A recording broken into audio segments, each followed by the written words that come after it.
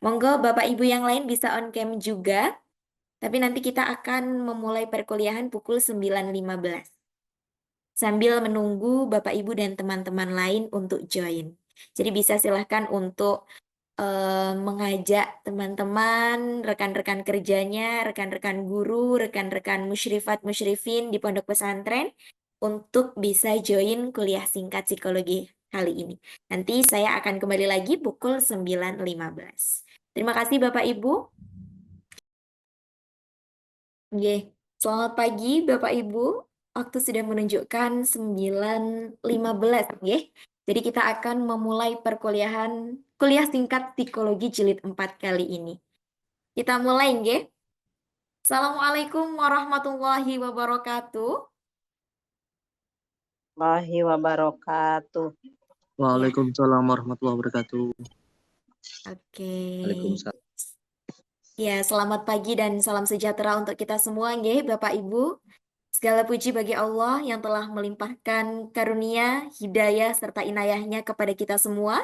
Sehingga pada pagi hari ini kita bisa berkumpul di room meeting ini, di Zoom meeting ini untuk kuliah singkat psikologi jilid keempat.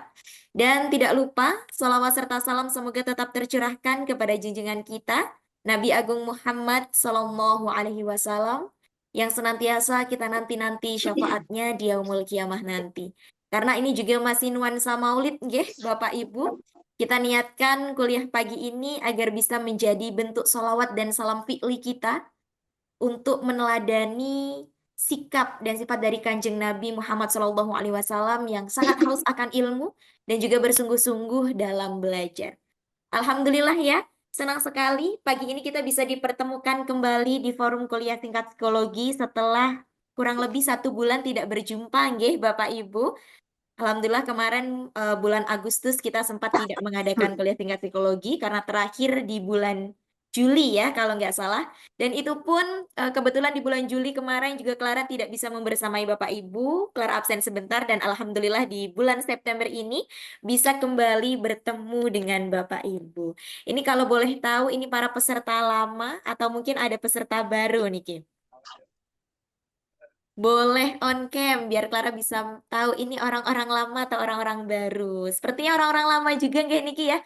Ada Bu Eti, ada Bu Rizka PPTK Al-Kaukab, Bu Cucum Cirebon ya. Yang lain sepertinya ini wajah-wajah yang memang pernah bertemu Clara nggih? Atau mungkin ada yang baru Niki, ada yang baru. Mungkin ada beberapa yang baru join. Jadi mungkin Clara perkenalan lagi aja nggih Bapak Ibu. Dan Alhamdulillah saya Clara selaku MC dan moderator pada kuliah singkat psikologi kali ini. Alhamdulillah bisa diberikan kesempatan lagi oleh RMI PWNU Daerah Istimewa Yogyakarta untuk menemani Bapak Ibu dalam belajar kuliah singkat psikologi jilid 4 kali ini. Ini ibaratnya seperti momen comeback ya Bapak Ibu, momen comeback kuliahnya juga dan momen comeback bertemu Clara lagi juga. Alhamdulillah, semoga pagi ini bisa memberikan kemanfaatan bagi kita semua. Dan hari ini hari Sabtu, nggih Bapak Ibu, biasanya banyak orang yang memanfaatkan weekend ini untuk santai, jalan-jalan atau sekedar rebahan. Tapi Bapak Ibu, Masya Allah, Bapak Ibu dan teman-teman justru memilih untuk mengisi pagi ini dengan belajar bersama.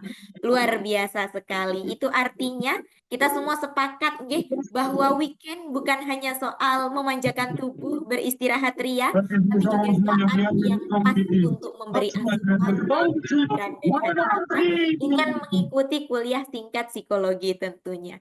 Kalau biasanya weekend ini identik dengan healing ya, maka pagi ini kita sepakat memilih healing secara intelektual, Bapak Ibu.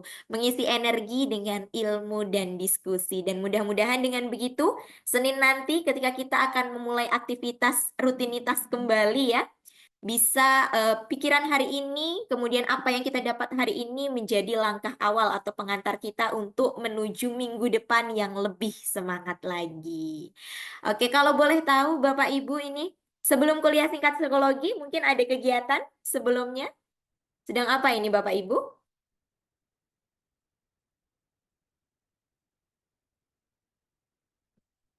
Boleh dong Clara tahu kegiatan Bapak Ibu semuanya bisa di chat aja. Sedang apa? Mungkin ada jadwal ngajar juga di hari Sabtu? Oh, sedang KKN. Wah, ya kebetulan kemarin Clara juga habis KKN, Bapak Ibu. Iya, oke. Semoga apapun yang tadi sudah dilakukan pagi hari ini juga menjadi pengantar yang baik untuk Bapak Ibu mengikuti kuliah singkat psikologi. Tidak meredakan semangat ya. Oh iya, mengisi KBM. Semoga tetap bisa menyimak kuliah singkat psikologi pada pagi hari ini ya, Bapak Ibu. Karena oh, kegiatan Iya. Maulid Nabi. Ya, alhamdulillah semoga berkah juga nggih kegiatannya juga memberkahi kuliah singkat psikologi kita pada pagi hari ini. Dan Bapak Ibu semua, pagi ini kita akan membahas tema yang cukup menarik dan cukup miris ketika didengar nggih. Karena pagi ini kita akan membahas seputar dampak psikologis kekerasan seksual, penanganan, pencegahan serta urgensi Satgas Anti Kekerasan. Tema ini memang terlihat cukup berat ya, tapi justru karena itulah penting untuk kita bahas bersama, karena kekerasan seksual bukan hanya persoalan fisik, tapi juga meninggalkan luka yang dalam terkadang dari sisi psikologis bagi orang yang pernah mendapatkan perlakuan tersebut. Maka pagi ini kita akan belajar bagaimana memahami dampaknya, bagaimana langkah penanganan yang tepat, kemudian upaya pencegahannya, hingga mengapa keberadaan Satgas Anti Kekerasan ini menjadi sangat mendesak atau sangat penting kita pahami urgensinya. Dan alhamdulillah Bapak Ibu, tema penting ini akan dibimbing langsung oleh narasumber yang sudah sangat akrab juga nggih bagi kita semua. Beliau adalah Ibu Nyai Dr. Maya Fitria SPSI MA, seorang dosen psikologi di UIN Sunan Kalijaga, sekaligus praktisi dan juga pengasuh pondok pesantren yang selama ini tak henti-hentinya membersamai forum kuliah singkat psikologi kita. Alhamdulillah pagi ini Ibu Maya sudah hadir bersama kita. Assalamualaikum Ibu Nyai Maya. Waalaikumsalam warahmatullahi wabarakatuh. Oke. Sudah Selamat siap datang untuk kembali, berbagi Mbak Clara. ilmunya, Nggih, Ibu. Insya Allah siap. Oke. Bu, Ibu Nyai Maya sudah siap? Kira-kira nih para pesertanya sudah siap untuk mendengarkan dan memperhatikan materi yang akan dijelaskan oleh Ibu Nyai Maya? Boleh tulis di kolom komentar kalau sudah siap. Oke, Bismillah sangat siap, siap. Oke, Alhamdulillah. Ya, sepertinya semuanya sudah sama-sama siap, nggih. Ibu Nyai Maya sudah siap, nggih, Ibu? Siap, siap. Oke. Oke, karena Ibu Nyai Maya sudah siap dan juga teman-teman sudah siap, semoga pemaparan nanti yang akan disampaikan oleh Ibu Nyai Maya dapat memberikan kemanfaatan bagi kita semua. Karena Ibu Nyai Maya ini ibarat menjadi ibu di rumah kita ya, di rumah kuliah singkat psikologi yang dilaksanakan pada pagi hari ini, yang tentunya itu adalah kegiatan yang diadakan oleh RMI PWNU Daerah Istimewa Yogyakarta. Alhamdulillah di sela-sela kesibukan Ibu Nyai Maya masih bisa membersamai kita pada pagi hari ini dengan tema yang sangat luar biasa juga, yaitu dampak psikologis kekerasan seksual, penanganan, pencegahan, serta urgensi Satgas Anti Kekerasan. Dan tanpa berlama-lama lagi, nggih, mari kita simak bersama paparan dari Ibu Nyai Dr. Maya Fitri SPSI MA. Kepada beliau dengan hormat kami persilakan. Matur nuwun Mbak Clara. Assalamualaikum warahmatullahi wabarakatuh. Alhamdulillah. Alhamdulillahirabbil alamin wa bihi nasta'inu ala umurid dunya waddin. Wassalatu wassalamu ala asyrafil anbiya'i wal mursalin sayyidina wa habibina wa qurrati a'yunina Muhammadin wa ala alihi wa sahbihi ajma'in. Alhamdulillah sekali pada pagi hari ini kita diberi kesehatan, diberi kesempatan bertemu dan diberi semoga ini adalah kesehatan lahir dan batin juga ya. Apalagi untuk mendengarkan materi yang tidak semua orang ingin mendengar. Kenapa? Karena ini adalah materi yang ketika kita mendengarkan ada kasus pun kita seringkali juga tidak ingin melihat lebih lanjut, menggali lebih lanjut karena ini sesuatu yang tidak menyenangkan, tidak nyaman untuk kita gitu.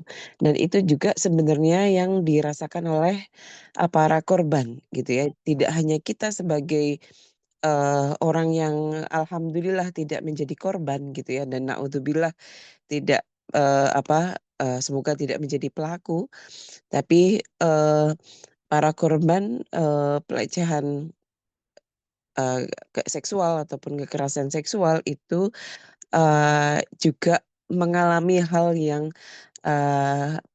luar biasa di dalam bagaimana mereka kemudian mengalami kesulitan yang amat sangat di dalam menceritakan kasus yang mereka alami gitu. Ini kebetulan nanti juga ada penelitian mahasiswa saya yang meneliti tentang ini gitu ya. Jadi tema ini sebenarnya mungkin bukan kemudian keahlian saya gitu ya. Karena sekedar hanya ingin saya beberapa kali ada seminar dan workshop ya, dan juga training for trainers gitu ya. Tapi saya belum seahli itu juga gitu ya, dan juga ada beberapa penelitian yang kemudian kita lakukan gitu ya bersama mahasiswa. Dan itu pun tidak mudah, dan itu sebenarnya skalanya masih sangat kecil, tapi rasanya ingin sekali segera berbagi kepada panjenengan semua gitu ya. Rasanya walau hanya satu ayat itu ingin segera berbagi supaya kita bisa pertama mendiskusikannya, yang kedua adalah urgensi bahwa hal ini segera bisa kita cegah gitu ya. Jadi kami di RMI dan juga sebagai pengurus di Satgas pesantren ramah anak dan perempuan itu ingin sekali untuk memasifkan aktivitas-aktivitas, kegiatan-kegiatan yang sifatnya adalah preventif ya, pencegahan, dibandingkan dengan kegiatan yang sifatnya kuratif, karena kuratif ini akan sangat-sangat melelahkan ya, baik untuk tidak hanya untuk korban tapi juga untuk siapapun yang kemudian berkelindan di dalam kasus itu gitu ya. Ini bahkan juga pastinya pelaku gitu nggih. Nah, oke, saya akan mulai dengan share screen saya masih nggak ada ya? Hilang nggih.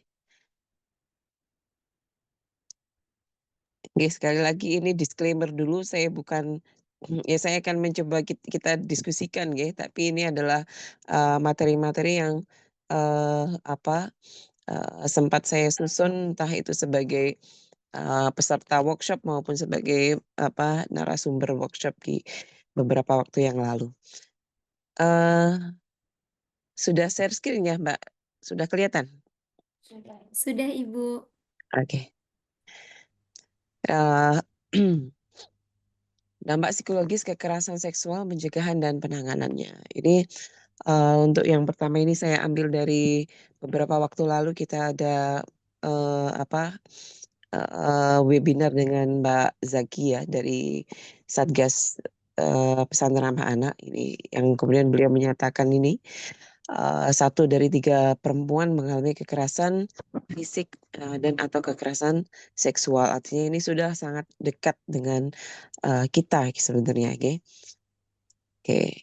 Ini kemarin sudah disampaikan, ini juga sudah disampaikan oleh Mbak Zaki kemarin, bahwa salah satu yang meskipun semua orang itu bisa melakukan ya, tidak hanya laki-laki, tapi dilalahnya kebanyakan adalah laki-laki gitu ya, karena punya privilege terhadap perempuan gitu ya, punya sebagai laki-laki, sebagai suami, sebagai bapak, sebagai orang yang secara sosial itu diposisikan lebih diposisikan di hierarki yang lebih tinggi daripada perempuan. Misalnya ini yang juga disampaikan oleh Mbak Zaki beberapa waktu yang lalu adalah ada laki-laki merasa memiliki hak atas layanan. Artinya kadang layanan seksual gitu ya. Sehingga kadang tanpa harus meminta persetujuan pun ini adalah hak saya gitu ya. Nah, ini sehingga kadang juga merasa tidak memerlukan konsen atau persetujuan dari perempuan. Nah, norma sosial itu melegitimasi itu, gitu. Nah, kekerasan seksual adalah masalah personal dan sistem sekaligus. Ada beberapa bentuk karakter atau kepribadian yang memang bisa mengarahkan, ya, bisa sangat mensupport terjadinya tindak kekerasan seksual, tapi juga ada masalah yang sifatnya sistemik gitu ya. Jadi ada beberapa orang yang terlalu maskulin, terlalu patriarkis atau kemudian punya kecenderungan narsistik yang sangat tinggi gitu, Nggih. Nah, itu secara personal.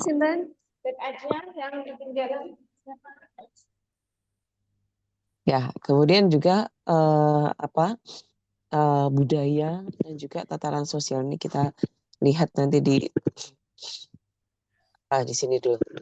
Jadi kalau ini adalah dari salah satu ahli, ini memang sudah lama gitu ya, tahun 59, tapi ini masih sangat relevan dan ini dikembangkan di era digital juga masih bisa gitu ya. Jadi ada orang-orang tertentu dengan hierarki yang lebih tinggi karena dia punya yang namanya reward power. Artinya dia punya kemampuan untuk memberi imbalan ke yang lain. Misalnya ibu kita, bos kita, atasan kita. Nah, sekarang ini ada yang bisa ngasih imbalan, ada endorsement, ada likes, ada follower, ada ada TikTok, ada Instagram, YouTube yang punya power untuk kalau kamu mau saya kasih reward, caranya seperti ini gitu. Kemudian ada coercive power, jadi kekuasaan untuk memaksa orang lain. Ada orang yang punya kuasa untuk itu gitu ya, misalnya para aparat atau juga orang tua kita sendiri. Bapak kita punya hak ijbar misalnya gitu ya. Kemudian ada legitimate power. Legitimate power itu adalah orang yang secara jabatan itu punya otoritas yang resmi gitu ya. Misalnya atasan kita, kepala sekolah kita gitu ya, rektor kita misalnya gitu. Kemudian ada referent power, ini kaitannya dengan karisma. Atau kalau sekarang ini adalah orang-orang yang punya follower banyak gitu. Orang-orang yang punya sering FYP misalnya gitu. Itu ini mereka punya power. Dan orang akan sangat powernya ini sangat menarik orang untuk datang untuk merefer ke dia. Nah, kemudian ada yang expert power. Expert power itu misalnya berdasarkan keahlian tertentu gitu ya. Misalnya dokter atau kemudian apapun itu ya berkaitan dengan keahlian apapun, termasuk sebenarnya ada kiai itu juga punya keahlian ya di bidang agama. Nah, kemudian informational power ini juga dikembangkan sampai hari ini juga sangat relevan gitu ya di dunia digital. Ya, orang yang punya informasi itu dia sangat punya power. Disitulah kenapa banyak orang, mungkin beberapa orang kaya itu mereka mencoba untuk menguasai platform-platform atau aplikasi-aplikasi yang basisnya adalah informasi ya. X atau Twitter, Instagram dan sebagainya, ataupun kemudian media-media massa yang punya luas gitu ya cakupannya, jangkauannya. Begitulah dengan televisi ya, TV nasional itu dimiliki oleh siapa gitu ya. Banyak yang kemudian punya partai gitu ya. Nah, perkembangan teorinya ada network power. Jadi siapa yang punya akses ke siapa itu dia punya power gitu. Atau kemudian algorithmic power. Jadi siapa penentu di di FYP-nya atau di viralnya sebuah kasus. Jadi jangan kita sekarang ini jangan kita merasa, oh ya menurut saya juga menurut saya gitu ya. Padahal sebenarnya seringkali bahwa pikiran kita ataupun apa yang kita sampaikan itu sebenarnya adalah hasil dari sudah hasil dari algoritma yang diciptakan di media sosial kita gitu ya. Maksudnya adalah ada misalnya buzzer ya. Orang yang punya buzzer itu dia akan menciptakan kerumunan besar di media sosial kita sehingga itu akan yang akan selalu muncul di feed kita gitu. Dan itu sangat mempengaruhi pemikiran kita. Ya, makanya kemudian netizen itu akan berkumpul di isu-isu yang paling buzzernya sebenarnya paling banyak gitu ya. Nah, ini yang salah satunya membuat daya kritis kita juga menurun gitu. Kemudian attention power ya. Siapa yang punya atensi, siapa yang viral, siapa yang FYP. Ini perkembangan teorinya. Nah, orang-orang yang punya power ini itu sangat punya kemungkinan untuk abuse of power, untuk menyalahgunakan powernya untuk kepentingan salah satunya adalah melakukan kekerasan kepada orang lain, melakukan diskriminasi kepada orang lain. Ini sangat memungkinkan. Apalagi ketika powernya itu lebih dari satu. Jadi tidak hanya reward power, tidak hanya coercive power gitu ya. Misalnya kalau polisi itu mungkin dia coercive power sama legitimate power, tapi orang tua kita itu punya hampir semua power ini gitu ya. Ada reward powernya, makanya kita sangat taat, sangat manut sama orang tua kita gitu ya. Karena kalau nggak dikasih uang gimana? Nanti kalau dicoret dari kakak kita gimana? Kalau kemudian tidak dikasih informasi tertentu misalnya, oh kamu nggak tak kasih tahu warisan saya gitu, warisan saya misalnya gitu ya. Itu banyak sekali power yang dimiliki oleh orang tua kita gitu. Nah selain orang tua kita siapa? Kiai ya, orang-orang yang punya posisi berkaitan dengan posisi yang cukup tinggi berkaitan dengan agama. Kiai itu kan seperti orang tua ya bagi santri, sehingga dia juga punya power yang banyak gitu ya, tidak hanya 1, 2, tapi bisa lebih dari itu, bisa memiliki semua power ini. Gitu, sehingga kemudian memang kekuatannya menjadi luar biasa. Nah, begitulah dengan KDRT ya. KDRT itu juga karena banyaknya power yang dimiliki oleh orang tua maupun nanti suami gitu. Oke, nah ini adalah salah satu model analisis untuk melihat kekerasan yang terjadi di sekitar kita itu sebenarnya apa sebabnya apa gitu ya. Jadi kalau bisa dikatakan bahwa kekerasan yang terjadi pada di sekitar kita itu ibarat atau bagaikan sebuah ini adalah iceberg itu gunung es ya, sebuah gunung es yang dia itu hanya nampak yang nampak ini itu kecil sekali sebetulnya. Ini adalah kekerasan itu sendiri. Nah, sebenarnya nanti sumber-sumbernya atau sebab-sebabnya itu ternyata bagikan sebuah gunung yang menancap ke dalam lautan gitu ya. Yang kadang itu tidak terlihat, tidak kita sadari. Gitu. Tapi itu sebenarnya nyata ada. Ya, jadi kalau bisa dikatakan ini adalah nanti yang kita lihat ya, kekerasan-kekerasan yang kita lihat itu ada di sini nih. Kemudian nanti yang di bawahnya apa? Nanti ada yang namanya pattern of behavior atau kemudian pola-pola kekerasan ataupun tren ya. Jadi tren maksudnya tren itu apa, di sini pakai kekerasan, misalnya kayak yang terjadi kemarin di, demo gitu ya, di demonstrasi di Jakarta langsung segera disusul di mana-mana karena itu dianggap sebagai salah satu bentuk solusi untuk mengatasi keadaan. Bahkan kemudian sekarang sudah ada di, Nepal gitu ya, dan mungkin bisa saja dilanjut di negara lain ketika kekerasan yang ada, alhamdulillah di kita di Indonesia segera diatasi gitu ya, hari-hari ini gitu ya, meskipun tidak langsung waktu itu gitu. Tapi ini sudah sangat lumayan. Tapi kita nggak tahu kalau yang terjadi di Nepal ketika kemudian itu tetap berlanjut, itu pasti akan menjadi, tren untuk, negara yang lain. Nah, ini juga ketika misalnya bullying ataupun, model-model kekerasan yang terjadi itu tidak segera diatasi gitu ya, itu pasti akan menjadi, cara yang digunakan oleh, orang lain untuk melakukan hal yang sama gitu.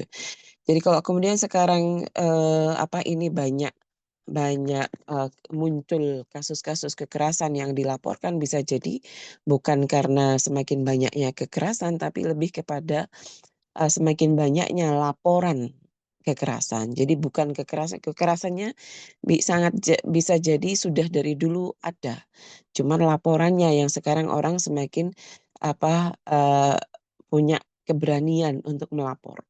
Artinya bisa jadi nanti semakin lama semakin banyak, nampak adanya seperti itu. Nah, kemarin-kemarin ketika tidak ada laporan, kekerasan yang dilaporkan pada pihak berwajib itu justru yang kemudian digunakan oleh orang lain untuk melakukan hal yang sama. "Oh, ini manut sekali, wah saya bisa gini, saya bisa gitu," gitu ya. Nah, sekarang ini sebenarnya ketika banyak yang melaporkan ini akan menjadi warning gitu ya untuk para calon-calon pelaku gitu ya, untuk kemudian apa, mempertimbangkan, kembali dengan sangat amat, dalam gitu ya untuk melakukan itu.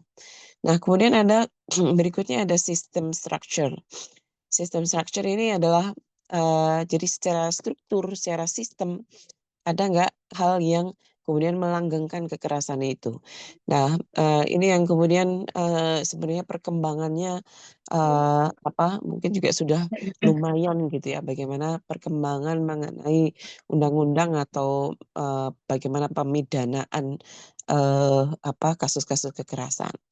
Nah ini, apa, eee ini salah satu upaya gitu, tapi sepertinya masih banyak yang lain, nanti kita lihat. Kemudian yang namanya terakhir adalah mental model.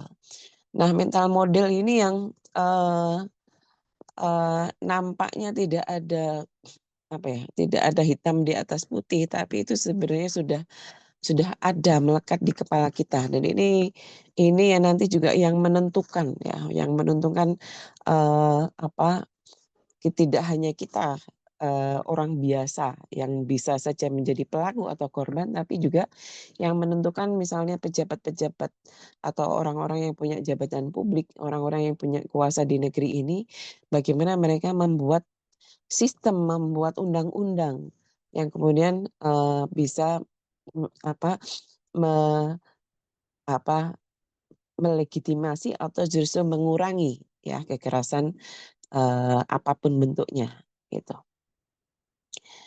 Nah, mungkin kita lihat dulu ini contohnya ya. Ini adalah contoh, cara melihat ini ya, cara melihat apa itu yang paling atas, kemudian apa itu pola dan tren gitu ya. Misalnya pola dan tren itu ketika, eee, apa, lingkungan pesantren yang cukup terbuka, peluangnya terjadinya KS gitu ya, kekerasan seksual. Atau kemudian korban yang masih banyak yang tidak berani cerita, itu juga sebuah pola dan tren. Karena apa? Karena takut, karena nanti dianggap sebagai perusak kenyamanan sosial, perusak ketenangan sosial gitu. Itu ketika korban itu bicara, itu semua orang tidak tenang gitu ya. Nah, kemudian strukturnya itu misalnya belum ada regulasi di pondok yang kemudian bisa apa kalau ada terjadi kekerasan tuh terus piye gitu, terus apa yang harus dilakukan? Belum ada SOP, belum ada misalnya pendampingan terhadap korban dan seterusnya, atau kemudian budaya senioritas ya, atau kemudian itu apa abuse of power oleh misalnya kiainya gitu ya.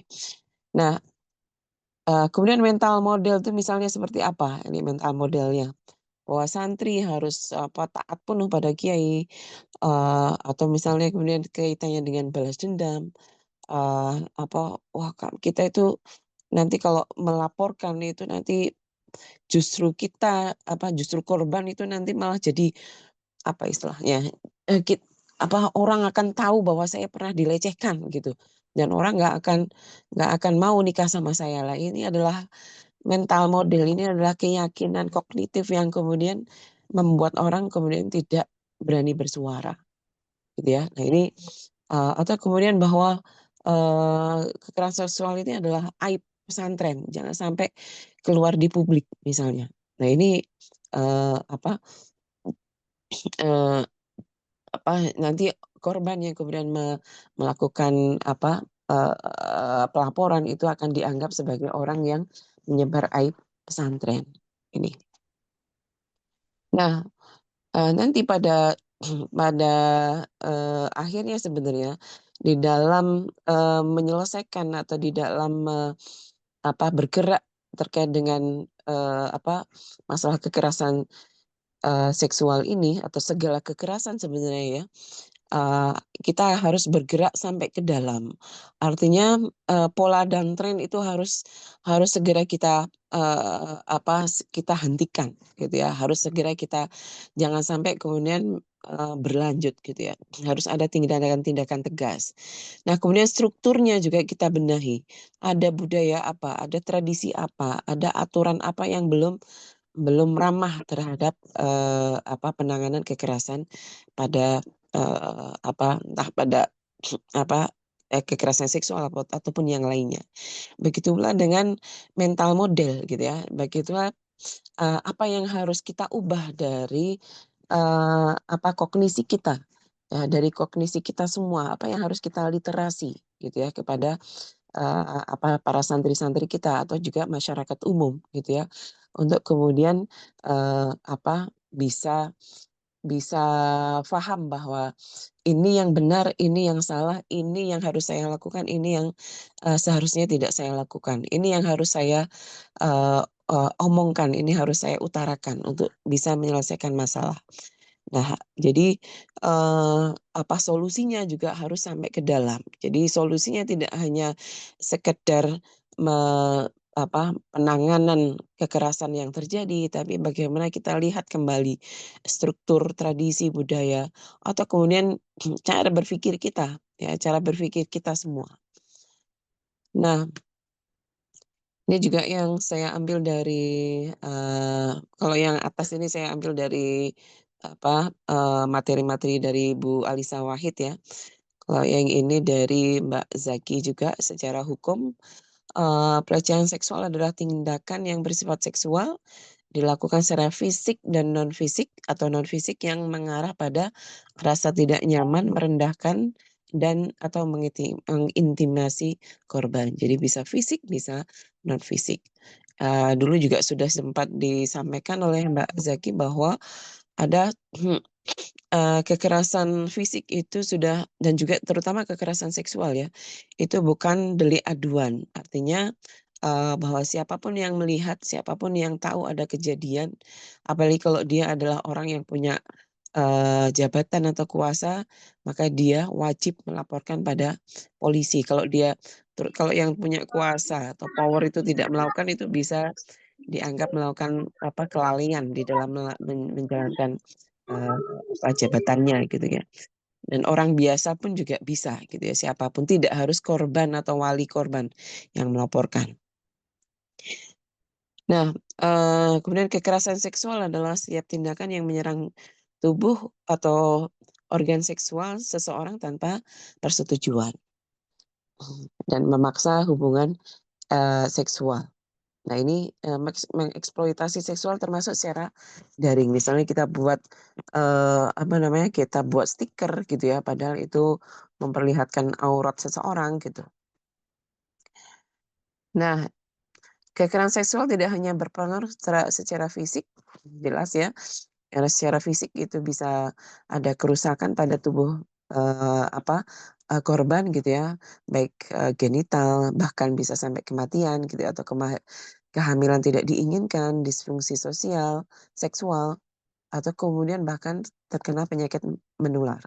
Nah, secara psikologis ini juga banyak sekali dan tidak kalah hebatnya ya untuk para korban. Ada depresi, kecemasan, PTSD. PTSD itu post traumatic syndrome disorder, jadi gangguan stres pasca trauma, ada fobia, ketakutan terhadap aktivitas seksual, kekhawatiran kehamilan dan seterusnya. Bahkan munculnya keinginan bunuh diri atau juga sampai ke bunuh diri itu sendiri. Nah, secara sosial kemudian korban juga mengalami stigma, ada pengucilan bahkan penolakan. Ini kan kasihan sekali. Nah, anak juga kehilangan kepercayaan terhadap orang dewasa yang ada di sekitarnya. Nanti kita akan lihat kasus-kasus yang terjadi ya. Bagaimana korban ini kehilangan kepercayaan dan sangat merasa orang sekitar itu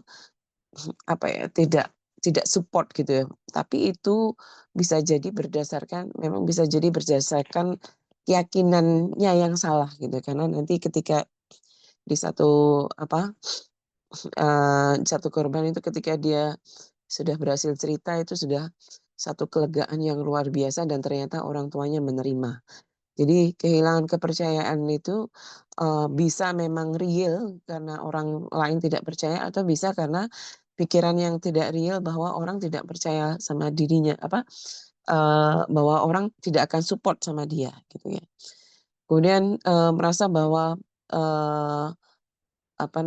rasa aman ya, merasa sulit berkomunikasi dan juga trauma seksual ya, trauma secara seksual, merasa tidak berdaya, tidak ingin berurusan dengan hal-hal yang sifatnya berkaitan dengan seksualitas, sering mengalami mimpi buruk dan seterusnya ini, malu, merasa bersalah, trauma dan bahkan tidak mampu mengontrol dirinya. Nah, ini ada 4 traumatik yang dampak kekerasan seksual, ada kaitannya dengan tadi, ada traumatic sexualization, ada betrayal. Betrayal itu perasaan dihianati. Kok orang nggak jaga saya ya, kok orang tidak percaya saya ya, kok orang tidak mau mensupport saya gitu. Kemudian powerlessness itu merasa sangat tidak berdaya. Kenapa? Karena sebenarnya ketika kekerasan seksual terjadi, apalagi kalau sampai sampai perkosaan, itu sebenarnya adalah penjarahan atau kayak maling tadi pada hal yang sangat-sangat kita yang sangat-sangat berharga. Kalau maling misalnya ya, pencuri masuk ke rumah kita, itu pun kita bisa sangat powerless juga gitu ya, karena kok bisa ya masuk rumah saya gitu. Nah ini tidak hanya rumah tapi sesuatu yang paling dalam kita hargai gitu ya. Nah kemudian ada juga stigmatisasi, merasa ada stigmatisasi pada dirinya. Nah apa yang misal ini kaitannya dengan otak ya, apa sebenarnya yang terjadi pada otak korban. Nah, ada istilahnya namanya pembajakan amigdala atau amigdala hijack. Amigdala itu apa? Ini ini nih. Ini namanya amigdala, ini kecil sekali kalau dalam otak kita. Nah, nanti ini ada yang namanya frontal lobe, itu nanti sini cukup besar nih. Nah, amigdala ini ngurusi emosi ya, yang mengatur urusan emosi. Nah, ini yang mengatur urusan nalar kita ya. Nalar kita atau rasio kita cukup besar, sangat besar kalau dibandingkan dengan amigdala. Nah, ya, jadi sangat kecil, sangat kecil. Jadi struktur kecil seperti biji almond saja gitu ya, terletak di sistem limbik otak kita nih, sistem limbik di sini. Di kedua sisi otak kita. Nah, fungsi amigdala ini adalah untuk ini juga beberapa waktu yang lalu sudah dijelaskan ya oleh Bu Dr. Vika gitu ya. Untuk pemrosesan emosi, untuk pembentukan dan penyimpanan memori emosi, untuk perilaku pengenalan respon sosial gitu ya. Jadi ini untuk perilaku sosial dan juga meregulasi respon stres. Nah, amigdala hijacking adalah apa? Jadi amigdala hijacking adalah kondisi ketika emosi kita itu diambil alih ya. Ketika emosi kita tuh mengambil alih kendali pikiran rasional seseorang. Jadi amigdala yang kecil tadi itu menguasai kinerja otak yang lain, terutama itu tadi yang prefrontal tadi ya, korteks yang prefrontal yang di depan itu yang harusnya ngurusi fungsi-fungsi merasio ya, merasionalisasi informasi sosial yang masuk gitu ya, untuk kemudian mengatur secara lebih menggunakan rasio, menggunakan otak sehat pikiran sehat kita gitu ya. Nah, tapi itu kemudian dibajak oleh amigdala. Artinya adalah bahwa amigdala yang kemudian menguasai seluruh fungsi-fungsi otak kita. Nah, ini yang kemudian terjadi ketika orang trauma kekerasan seksual ya, ketika terjadi kekerasan pada dirinya. Ini yang karena korban itu mengalami PTSD, mengalami flashback, mengalami hypervigilance, ada pemicu-pemicu trigger gitu ya, yang dari situasi yang mengingatkan pada kekerasan. Nah, pada saat ada pemicu-pemicu itu, amigdala yang dilakukan oleh amigdala adalah mengambil alih semua reaksi tubuh gitu ya. Jadi nanti kalau di depan itu secara rasio tapi kemudian yang fungsi-fungsi yang lain ini kan kaitannya dengan bagaimana fungsi seluruh tubuh kita yang kemudian jadi jantung berdebar, sesak napas, panik, kemudian apa yang terjadi pada bagian-bagian tubuh kita yang lain yang perut, tangan, kaki, semuanya itu bisa sangat terpicu gitu ya. Nah, trauma mengubah cara kerja amigdala. Ya, ini yang kemudian menjelaskan kenapa orang-orang yang korban itu menjadi sangat rentan terhadap sangat kesulitan mengendalikan reaksi-reaksi emosional dia. Ya, terutama apalagi ketika ada pemicu ya yang kemudian mengingatkan kembali pada peristiwa. Nah, ini banyak penelitian yang kemudian berkesimpulan, memang punya kesimpulan bahwa korban kekerasan seksual itu memang beresiko tinggi mengalami amigdala hijacking atau pembajakan amigdala. Ya. Nah, ini ada beberapa bentuk terapi psikologis untuk korban kekerasan seksual. Ada terapi kognitif, ya. Kemudian ada terapi pemrosesan. Ini kebanyakan nanti terapi kognitif. Nanti juga ada terapi dukungan. Artinya apa? Terapi kognitif, karena ini memang hasil penelitiannya terutama itu biasanya ya. Jadi mengalami itu tadi amigdala hijacking itu kemudian pemikiran yang irasional itu kemudian sangat menguasai dia dan juga pengendalian emosi ya. Itu sangat menguasai korban, sehingga terapi-terapi yang sifatnya kognitif mengendalikan unsur kognitifnya itu sangat diperlukan. Begitulah dengan support terapi ya, terapi dukungan atau terapi support sosial. Ini juga sangat diperlukan karena ini juga menjadi bagian yang sangat-sangat dibutuhkan oleh para korban. Nih, terapi keluarga dan juga nanti terapi intervensi spiritual atau juga konseling agama. Nah, terapi ini sebenarnya nanti intinya harus komprehensif, berkelanjutan, dan memang berbasis pada kebutuhan korban. Nanti sebenarnya ini bisa siapa saja, dan harusnya juga keterlibatan semua pihak yang bisa mempercepat pemulihan, gitu ya, mempercepat pemulihan korban.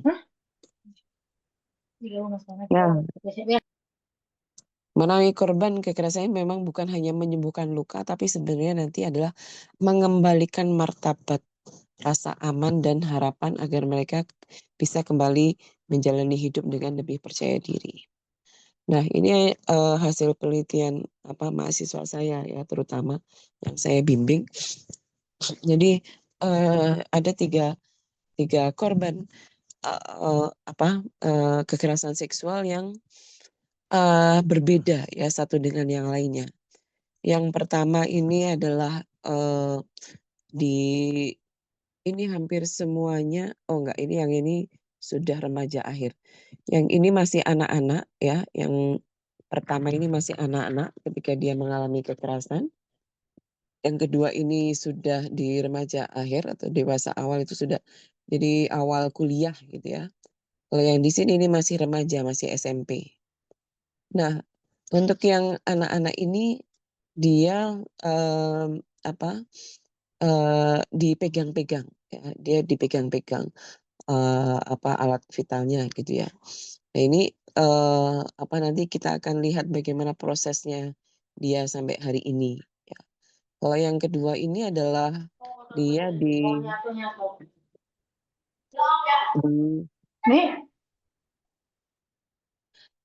yang kedua ini kekerasan seksual yang sudah ke sexual intercourse atau diperkosa gitu ya.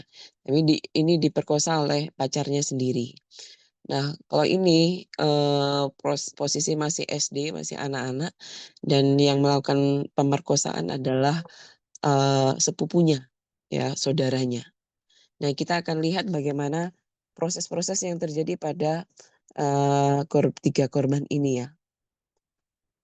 Oke, jadi yang pertama ini tadi adalah yang dipegang-pegang, ya, dipegang-pegang. Nah, ternyata tidak bisa kita katakan bahwa dipegang-pegang itu, cuman dipegang-pegang, itu tidak bisa juga untuk kemudian kita mengabaikan atau meremehkan kasus yang terjadi gitu ya. Karena ternyata ini jadi mahasiswa saya ini memang saya minta tolong tuliskan tahunnya gitu. Jadi kita akan bisa melihat seberapa lama dan seberapa seberapa lama dia mengalami penderitaan itu gitu ya. Ini misalnya ini tahun 2014 dia mengalami ya, dan itu masih dia remaja 14-15 tahun. Nah, ini dia dipegang-pegang dan ini bisa kita lihat sampai di sekarang ini berarti sudah 10 tahun ya. Ini baru proses bisa menerima gitu ya, bisa menerima, dan ini saja jadi posisi sekarang ini nanti ketiga korban pun seperti itu.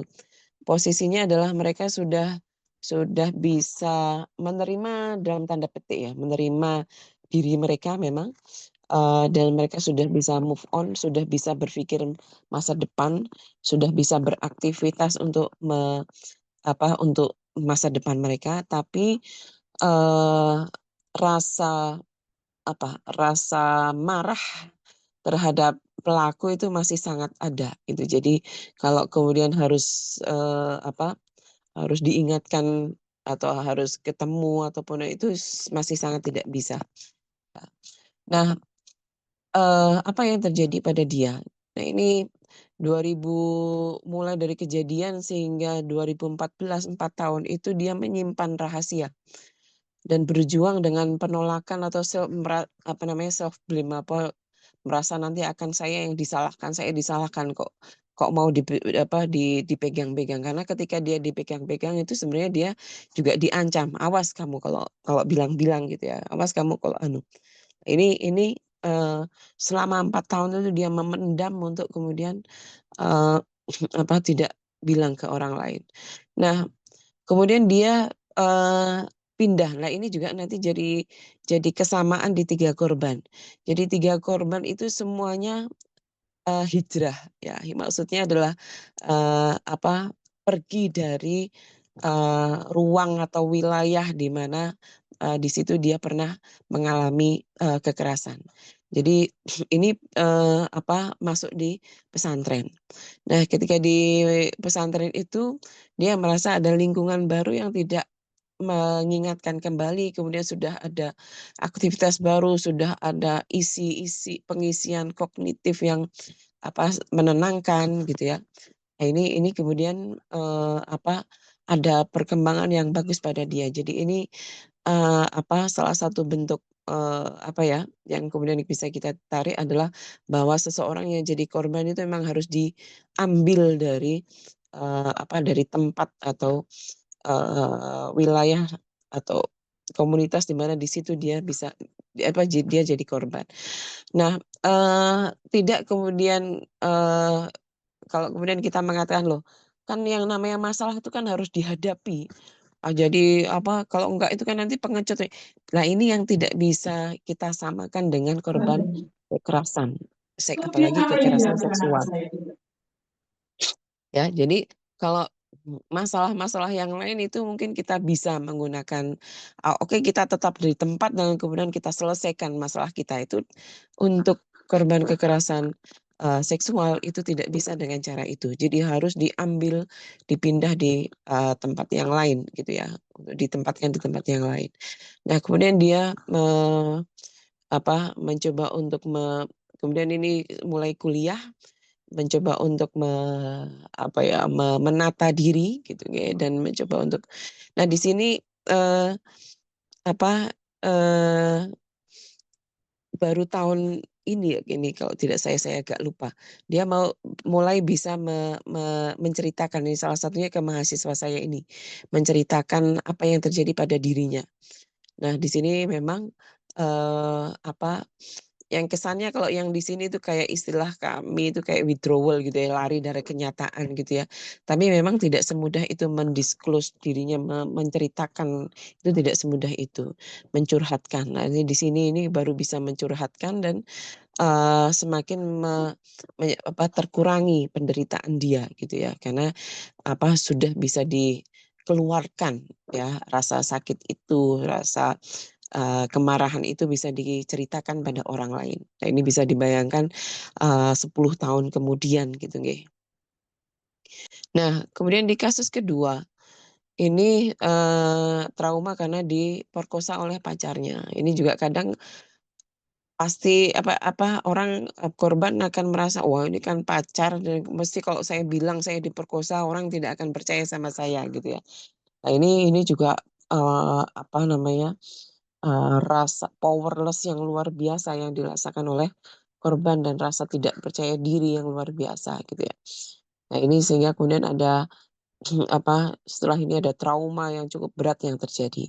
Nah ini kemudian menyimpan rahasia ya ini setahun itu juga bukan hal yang ini ya, kita menyimpan rahasia seminggu saja padahal sangat ingin kita keluarkan saja itu sudah satu hal yang sangat luar biasa gitu ya.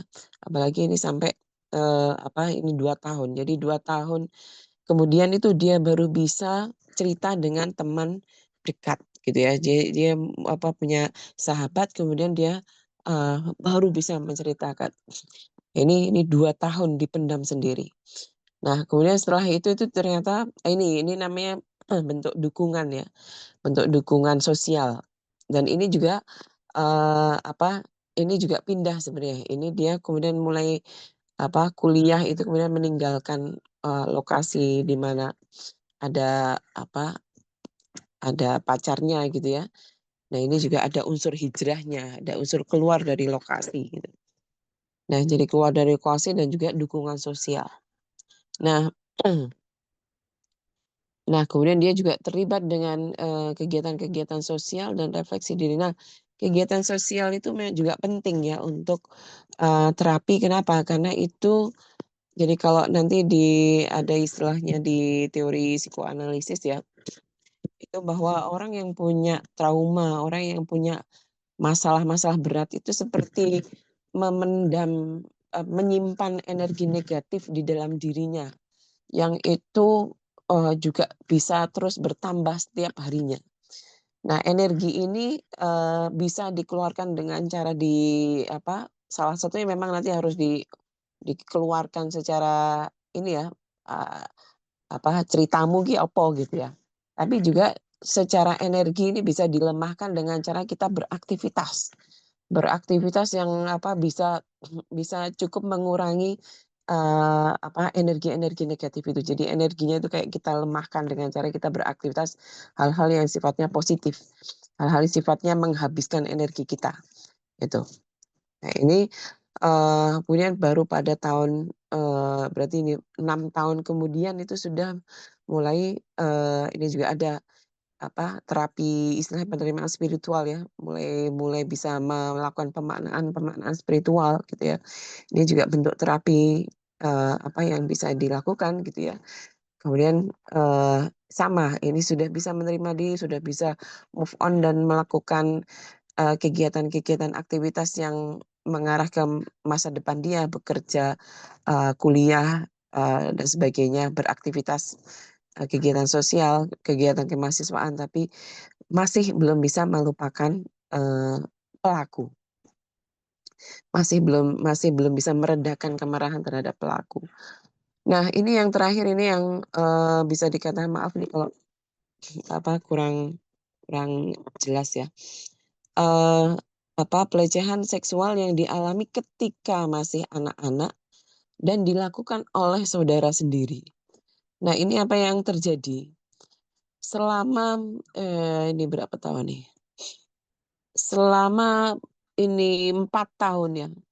4 tahun itu ini istilahnya penolakan diri itu, jadi dia merepress, jadi ditekan betul itu dan seperti hilang dari wilayah kesadarannya bahwa saya pernah diperkosa gitu ya. Dan karena apalagi ini anak kecil, bisa jadi salah satunya dia tidak tahu bahwa itu adalah kekerasan seksual dan itu tidak boleh gitu. Nah, jadi selama 4 tahun ini itu dia apa yang dia rasakan, dia merasa sering pusing, sering tidak bisa mengontrol emosi dan bahkan self harm atau menyakiti diri sendiri. Dan dia tidak tahu kenapa kok saya seperti ini ya. Sebenarnya sebabnya apa? Saya rasanya kok tidak ada masalah ya. Kok saya tidak punya masalah ya. Nah, baru kemudian ketika akhir SMA ini kalau tidak salah, itu kemudian dia mencoba ke psikiater ya, psikolog atau psikiater. Kemudian dia mulai terapi-terapi gitu ya. Dan disinilah sebenarnya baru dia disadarkan bahwa bahwa yang pernah terjadi pada dirinya inilah yang menyebabkan dia selama ini mendapatkan gangguan psikologis gitu ya. Ada gangguan psikologis. Nah, ini salah satu titik balik, tapi itu pun belum menyelesaikan ya. Ini masih dalam posisi dia terapi terus sampai kemudian di di tahun 2021, 3 tahun itu dia baru berani bilang sama orang tuanya. Baru bisa membuka diri kepada orang tuanya. Jadi bisa dibayangkan ini tidak tahu apa yang terjadi, baru tahu, dan selama 3 tahun itu dia memendam, tidak tidak berani ngomong sama siapa-siapa kecuali sama terapisnya, dan baru bisa karena tetap tidak cukup ya support sosial dari terapis atau psikolog ataupun psikiater itu belum cukup ya. Karena nanti signifikan person orang-orang penting sekitar kita adalah terutama adalah nanti orang tua atau kemudian nanti suami atau pasangan kita gitu ya. Istri kita gitu atau anak kita. Nah, ini adalah itu tetap sangat penting. Jadi support sosial. Nah, ternyata ketika orang tua itu diceritai dikasih tahu sama korban ini, alhamdulillahnya orang tua ini tidak menyalahkan, tapi sangat support, sangat menerima ya, dan tidak kemudian menyalah-nyalahkan, tapi menerima bahwa korban ini adalah korban, gitu ya, sangat menerima bahwa dia adalah korban. Meskipun tidak sampai kemudian melaporkan, pelaku gitu ya, melaporkan, tapi ini penerimaan ini saja sudah sangat luar biasa, dampaknya untuk, psikologis, korban, dan ini benar-benar titik balik gitu ya untuk korban. Dia mulai bisa move on, bergerak gitu untuk kemudian merekonstruksi dirinya, saya tidak mau terjebak pada ini terus gitu ya. Nah ini baru di tahun kemarin itu baru mulai menerima diri dan baru lepas dari obat. Jadi selama ini dari mulai tahun, 2018 sampai, berarti ini berapa tahun, 6 tahun itu dia mengkonsumsi obat dari psikiater. Ya. Nah, dari sini ini sudah mulai bisa menerima, dia sudah bisa mulai me-manage dirinya, dia bisa lepas obat sampai hari ini. Dan tapi ini tetap sama gitu ya. Dia ada hijrah, ada dukungan sosial, tapi tetap tidak bisa menerima, belum bisa memaafkan pelaku gitu ya. Masih, kemarahan itu masih ada. Nah, program pencegahan kekerasan seksual di pesantren memang harus, dirancang secara komprehensif, secara, berkesinambungan ya, siapapun harus bergerak. Nah ini tadi yang, saya sampaikan bahwa penanganannya pun harus menyelam sampai ke bawah, merubah paradigma kita bahwa karena kita pun kadang juga, punya pikiran-pikiran menyalahkan korban misalnya gitu ya. Lah salahnya, salahnya gini, salahnya pulang telat, salahnya gini, salahnya gini.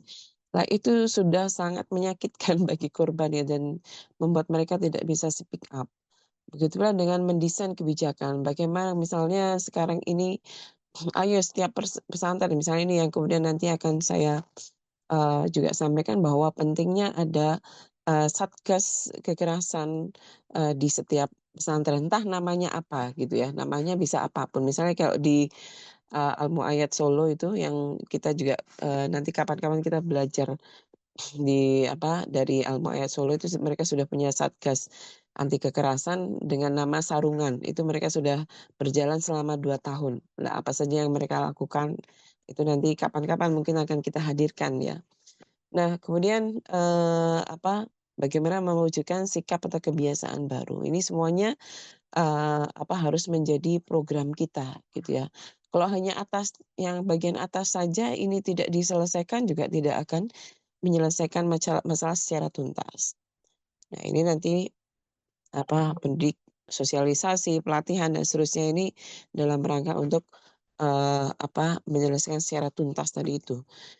Nah, sosialisasi, pendidikan, literasi itu adalah salah satu untuk membuat mental model kita untuk berubah, gitu ya. Kalau kemudian mental model kita berubah dan kita adalah orang-orang yang punya jabatan, itu pasti kita akan ada gerakan yang bisa sistemik, yang bisa mengarah ke sistem, dan itu pasti akan bisa, punya kemanfaatan yang lebih luas ketimbang kita hanya ngasih tahu anak kita, satu kelas kita, atau anak pesantren kita saja gitu nggih. Meskipun itu tetap tetap, diperlukan. Nah, ini juga misalnya ya, pencegahan-pencegahan yang perlu dilakukan termasuk nanti ini tadi, pembentukan satgas anti kekerasan. Nah ini, ketika beberapa waktu yang lalu kami, diskusi dengan, beberapa pesantren di, sebenarnya ada sekitar, 30-40 pesantren yang diundang ya waktu itu oleh, mmm, eee, RMI, PBNU dan aduh saya kok lupa, yang kemudian kita berdiskusi, Lakpesdam, mohon maaf, Lakpesdam PBNU yang kemudian kita diajak diskusi untuk, membuat modul literasi anti kekerasan gitu ya. Nah, salah satunya yang kemudian kita rumuskan juga adalah bagaimana sebenarnya nanti, SOP ketika ada kekerasan, entah seksual ataupun yang lainnya terjadi gitu ya. Misalnya ini kekerasan seksual. Nah, mohon maaf ini belum sempat saya buat yang lebih, ya ini apa yang kita sampaikan kemarin saja. Jadi, ketika terjadi laporan, ada laporan gitu ya dari korban, ya ketika kita punya satgas, ya kita punya satgas ini kita satgas akan kemudian melakukan penyelidikan. Tapi selain penyelidikan, itu juga kita harus melakukan pendampingan terhadap korban. Nah ini oleh, pendampingan itu selain oleh profesional juga oleh, kiai atau bunyai. Nah, kemudian selain penyelidikan dan perlindungan, kemudian kalau memang itu adalah misalnya ini, kita itu satgas, tapi yang melakukan nyun sewu adalah kiai kita gitu ya. Nah, apa yang harus kita lakukan adalah melaporkan kepada pihak ketiga yang lebih tinggi. Karena biasanya kalau kemudian kita sendiri malah kita nanti jadi tidak akan efektif juga gitu. Ini yang juga terjadi pada beberapa teman kita gitu ya yang misalnya entah dari Fatayat atau dari apa, yang lainnya gitu ya, Satgas, itu ini belum belum kuat kalau belum menyertakan yang lebih senior. Nah ini juga yang kemudian, segera kita bentuk juga gitu nggih, bagaimana nanti di setiap wilayah, provinsi maupun kabupaten itu ada kiai-kiai senior yang, kemudian dikolaborasikan dengan Syuriah PWNU atau PCNU, juga dengan RMI-nya, plus dengan LPBH. Ya ini akan menjadi tim yang kemudian, eee, me apa ya, menegur, memberi fatwa, menindak tapi menindak secara sosial gitu ya terhadap, pelaku. Dan jadi mereka ini nanti yang kemudian bukan kita sebagai satgas gitu ya, tapi ini mereka nanti yang akan jadi juru bicara satgas untuk menyampaikan kepada, pelaku ketika memang pelakunya itu adalah nyun sewu misalnya adalah kiai. Nah, kemudian setelah itu apa yang, dilakukan? Nah memang, yang salah satu yang disampaikan oleh pihak ketiga atau nanti entah namanya nanti dewan masyayikh atau apa gitu ya. Ini yang apa, eee eee, yang menyampaikan itu intinya adalah yang disampaikan adalah bahwa Anda harus bertanggung jawab secara hukum, gitu. Jadi Anda harus bertanggung jawab secara hukum terhadap apa yang, dilakukan. Nah, eee, apa kalau ini yang melakukan adalah orang atau pihak yang lebih senior dan juga yang punya kewenangan secara hukum gitu nggih, itu,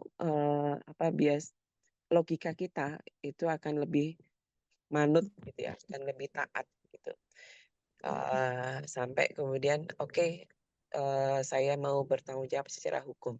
Nah, tapi itu pun, eee, apa harus melalui persetujuan korban. Jadi korban itu mau nggak ini diteruskan oleh ke persidangan atau diselesaikan secara kekeluargaan. Jadi ini yang menentukan bukan bukan yang lainnya ya, tapi ini adalah penentunya adalah korban atau wali korban.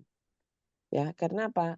Karena memang nanti, di banyak kasus gitu ya, itu, memang kemudian beberapa itu tidak mau diselesaikan secara, persidangan atau hukum, dan itu adalah dari korban. Kenapa? Karena, itu akan, menambah luka pada korban, karena dia akan ditanyai lagi, dan ditanyainya tidak kemudian dengan cara-cara yang cara-cara yang psikologis gitu ya, tapi kan dalam suasana persidangan itu bukan satu hal yang nyaman juga untuk korban. Nah, itu sehingga itu adalah juga pilihan dari korban. Nah, kalaupun kemudian korban memilih penyelesaian kekeluargaan itu juga harus tetap kita terima gitu ya. Meskipun nanti tetap, sanksi sosial ya, sanksi sosial terhadap pelaku itu tetap harus ada. ya yang diberikan oleh nanti pihak ketiga tadi. Jadi jangan kemudian hanya sekedar oke nggak mau terus keluargaan gitu ya, tapi tetap harus ada sanksi sosial ketika memang sanksi hukum bisa apa di bisa di apa ya bisa disingkirkan gitu ya karena ketika korban tidak mau menyelesaikan secara hukum bisa mau menerima penyelesaian secara kekeluargaan ya. Jadi ini nanti harus tetap ada sanksi sosial terhadap pelaku. Nah ini yang logika yang kemarin kita sepakati dan ini menurut kami ini sangat sangat logis gitu ya. Monggo nanti kalau ada diskusi dari para peserta webinar pada pagi hari ini. Nah ini sebenarnya nanti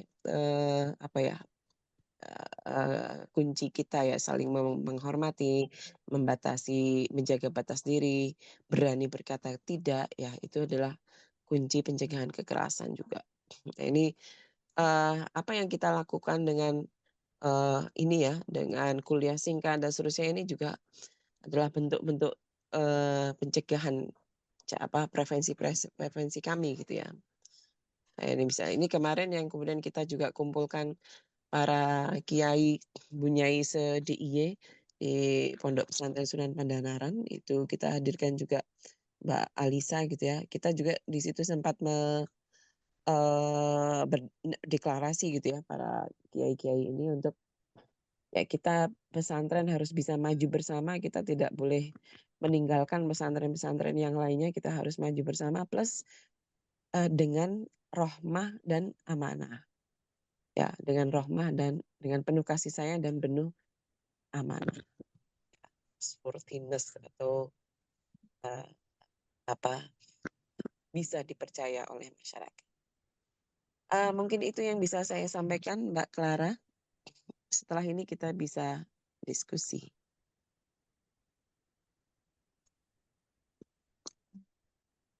Terima kasih Ibu Maya atas penjelasan dan pemaparan yang begitu mendalam, nggih, dan menyentuh hati kita semua. Karena materi ini tadi bukan hanya membuka wawasan juga, tetapi juga menyadarkan betapa seriusnya dampak kekerasan seksual terhadap korban. Bukan sekedar luka fisik, melainkan trauma psikologis yang panjang dan seringkali tidak terlihat ya. Tadi sudah diberikan beberapa contoh kasus, bahkan ada tahap-tahap yang sangat begitu lama dari mulai penolakan diri, kemudian bisa menerimanya hingga 10 tahun lamanya, itu sungguh membuat menyentuh sedikit hati kita nggih, bahwa ternyata dampak dari kekerasan seksual itu sangat-sangat panjang bagi psikologis kita. Dan sungguh kita merasa prihatin sekaligus berempati kepada para penyintas yang harus menghadapi beban ini. Apa yang tadi disampaikan menjadi pengingat bagi kita semua bahwa persoalan ini bukan hanya masalah individu, nggih, baik Bapak Ibu, teman-teman, melainkan masalah kita bersama sebagai keluarga, komunitas, dan masyarakat. Karena itu hadirnya pencegahan yang kuat, kemudian pendampingan yang ramah korban tadi ya, tidak menyudutkan korban, tidak malah menyalahkan korban atas terjadinya kekerasan seksual, dan juga keberadaan Satgas anti kekerasan itu juga menjadi sangat mendesak setelah kita mengetahui dampak dari apa yang dampak dari kekerasan seksual tersebut. Dan semoga materi yang kita dengarkan hari ini bukan hanya berhenti sebagai pengetahuan saja, nggih Bapak Ibu, tetapi juga menjadi energi bersama untuk lebih peduli, lebih berani bersuara dan berikhtiar menghadirkan ruang yang aman dan sehat untuk kita semua. Baik, selanjutnya kita akan adakan sesi tanya jawab, nggih Bapak Ibu. Mungkin ngapunten Ibu Nyai Maya nanti untuk dari teknis sesi tanya jawab kita pakai langsung bertanya lewat kamera saja atau mungkin bisa ditulis di kolom chat. Enggak bisa dua-duanya. Oh, nggih. Jadi bagi para peserta boleh bisa menuliskan pertanyaannya ya di kolom chat atau mungkin bisa langsung angkat tangan. Nanti kita akan berikan kesempatan untuk langsung memberikan pertanyaan di forum kuliah singkat psikologi kali ini secara langsung. Monggo Bapak Ibu, karena sepertinya ini mendengar mendengar pemaparan dari Ibu Nyai Maya tadi, sepertinya sudah banyak sekali hal-hal yang ganjel ya di kepala, ingin ditanyakan, ingin diperjelas. Mungkin Bapak Ibu juga ingin mencari strategi agar kekerasan seksual itu tidak terjadi di lingkungan kita. Monggo Bapak Ibu bisa menuliskan pertanyaannya di kolom chat atau bisa langsung angkat tangan saja. Nanti saya akan pilih beberapa peserta yang akan mendapatkan kesempatan untuk bertanya langsung kepada Ibu Nyai Maya Fitria. Monggo.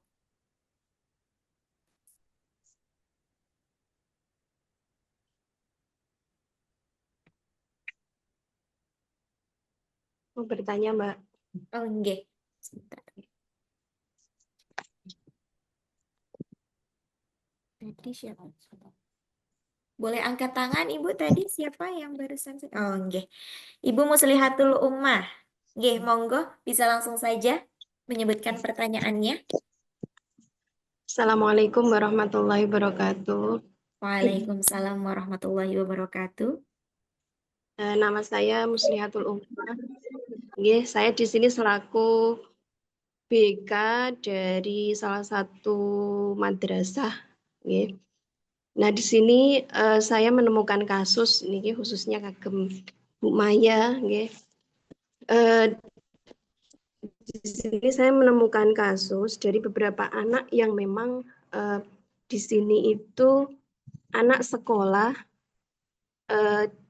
dan mondok. Tapi anak ini mau terbuka di madrasah. Waktu dia merasa belum punya tempat untuk bercerita. Tapi si anak ini termasuk korban dari pelecehan seksual, Ibu. Oke. Anak tersebut ini ada lebih dari 2 anak yang memang sama-sama di pondok tersebut dan dia mengalami pelecehan seksual dan minta maaf ini pelecehan seksualnya santri terhadap kiai atau pengasuh. Nah ini karena anak ini sudah mau terbuka dengan kami BK yang ada di sekolahannya. Nah ini langkah kami sebagai BK untuk memberikan saran kepada anak tersebut bagaimana ya Bu ya. Oke, mungkin itu dulu Mbak Clara. Mohon maaf, santrinya yang melakukan pelecehan terhadap kiainya. Oke, santri dilecehkan oleh kiainya sendiri Oh, Bu. dilecehkan. Oh iya iya iya. Oke. Nggih. Baik, terima kasih Ibu Muslihatul Ummah. Mungkin langsung bisa dijawab langsung oleh Ibu Nyai Maya Fitria. Oke. Pertama itu tadi nggih. Jadi kalau secara urutan tadi ya, kalau di Satgas tadi ya, itu jenengan berkonsultasi dengan orang yang kira-kira lebih tinggi posisinya dari kiai tersebut. Itu yang pertama. Kemudian yang kedua, selain orang yang punya posisi lebih tinggi, juga orang yang punya istilahnya pengetahuan hukum ya. Misalnya itu adalah pengacara ataupun advokat gitu ya, atau dari lembaga LBH misalnya. Nah, untuk kemudian mendiskusikan bagaimana caranya kemudian tadi ya. Jadi biar nanti beliau-beliau itu yang kemudian menegur atau kemudian bahkan juga melakukan tindakan hukum terhadap beliau gitu. Jadi kalau jenengan pasti nanti tidak akan berefek gitu ya. Nah, artinya ketika sudah jenengan sampaikan kepada orang yang lebih tinggi dan sebenarnya beliau juga beliau punya kewajiban untuk untuk amar ma'ruf nahi mungkar kepada pelaku ini toh nggih. Nah, itu sebenarnya itu sudah salah satu yang mengurangi beban jenengan sebagai orang yang tahu untuk kemudian istilahnya Bapak Ibu ini saya pasrahkan ke jenengan nggih, kan saya tidak bisa menanggung ini sebagai orang yang dilapori oleh korban gitu ya. Karena jenengan lebih punya kuasa. Nah, nanti juga kemungkinan yang dilakukan oleh beliau-beliau itu adalah nanti salah satunya adalah misalnya ke istri pelaku misalnya gitu. Tapi memang nanti jenengan harus konsultasi dengan strategis gitu ya, dengan siapa kira-kira sebaiknya ini dilaporkan. Nah, memang jadi gini, memang salah satu cara untuk mempercepat apa ya, supaya kekerasan ini cepat diselesaikan adalah memviralkan, tapi itu juga bukan hal yang bijaksana sebenarnya. Jadi kenapa seperti itu? Tapi intinya adalah kita menyelesaikan dan kalau bisa sampai ke tindakan hukum, tapi tetap semua pihak dijaga supaya tidak ada korban-korban berikutnya. Karena sebenarnya memviralkan itu untuk orang-orang yang paham hukum itu juga bukan tindakan yang tepat. Apalagi orang yang paham hukum dan paham psikologi ya. Karena justru itu yang kemudian juga menambah beban korban. Jadi ketika viral itu sebenarnya korban itu juga bebannya bertambah gitu. Jadi kalau terutama untuk kasus kekerasan seksual apalagi itu kalau anak itu dan sebenarnya banyak kasus kekerasan seksual yang itu diselesaikan tidak dengan viralitas, tapi bisa selesai secara hukum gitu. Dan ini juga menjaga pesantren secara umum sebagai korban, santri secara luas sebagai korban gitu nggih. Tapi memang kita menghukum orang yang memang perlu dihukum, yaitu adalah pelaku. Nah, ini memang perlu tindakan-tindakan yang sifatnya strategis, tidak malah justru membuat semakin blunder masalah. Yang terjadi selama ini kan semakin ketika jadi viral itu masalah menjadi semakin blunder, gitu nggih. Nah, ini tapi juga jangan lupa ya insya Allah mungkin juga sudah dilakukan oleh Bu Muslihah ya, yaitu mendampingi korban. Ya, jadi proses itu berjalan ya. Jenengan sebagai BK itu tugasnya mendampingi korban untuk urusan hukum dan pertanggungjawaban perilaku tindakan itu jenengan pasrahkan ke orang yang tepat. Karena itu memang bukan tugas jenengan. Kasihan jenengan nanti yang menanggung ini sendiri. Ya, misalnya jenengan konsultasi dengan kepala sekolah, kepala madrasah untuk minta didampingi, Bu, ayo kita laporkan ke orang yang lebih tinggi. Jadi laporkannya itu sifatnya juga private gitu ya, rahasia gitu. Jadi memang yang namanya viralitas itu bisa mempercepat ya, tapi itu sebenarnya tidak bijaksana ya, akan menambah banyak korban. Baik itu apalagi nanti juga ada anak pelaku, istri pelaku, keluarga pelaku gitu nggih. Itu kan itu tidak adil juga gitu nggih. Nah ini jadi memastikan bahwa hukum itu bisa diberikan gitu ya, tapi tidak kemudian menambah korban yang lain. Dan ini ada satu istilah yang disampaikan oleh Mbak Zaki yang advokat yang kemarin kita undang juga itu ya, bahwa kami itu sebenarnya bekerja dalam sunyi. Jadi terutama untuk kaitannya dengan kekerasan seksual apalagi anak gitu ya. Jadi kami bekerja dalam kesenyapan, dalam senyap. Jadi kami tuh bagaimana caranya mengambil jarum di bawah tumpukan jemak jerami, tapi tanpa mengobrak-abrik jeraminya. Nah, ini kan bukan pekerjaan yang mudah, tapi itu yang advokat sejati yang melakukan seperti itu gitu. Nah, itu yang itu yang dilakukan oleh beberapa kampus sebenarnya, karena kampus itu sebenarnya kasus kekerasan seksual tertinggi itu ada di kampus. Tapi mereka berhasil menyelesaikan tanpa harus memviralkan, tapi kalau bisa dilihat orang-orang atau dosen-dosen misalnya dosen-dosen yang melakukan kekerasan seksual itu mereka sudah dihukum juga oleh kampus. Gitu.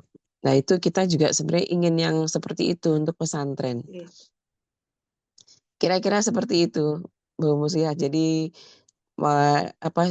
cari orang yang kira-kira lebih ditakuti. Misalnya jenengan ke PCNU atau ke PWNU misalnya nggih, ke ketua syuriahnya.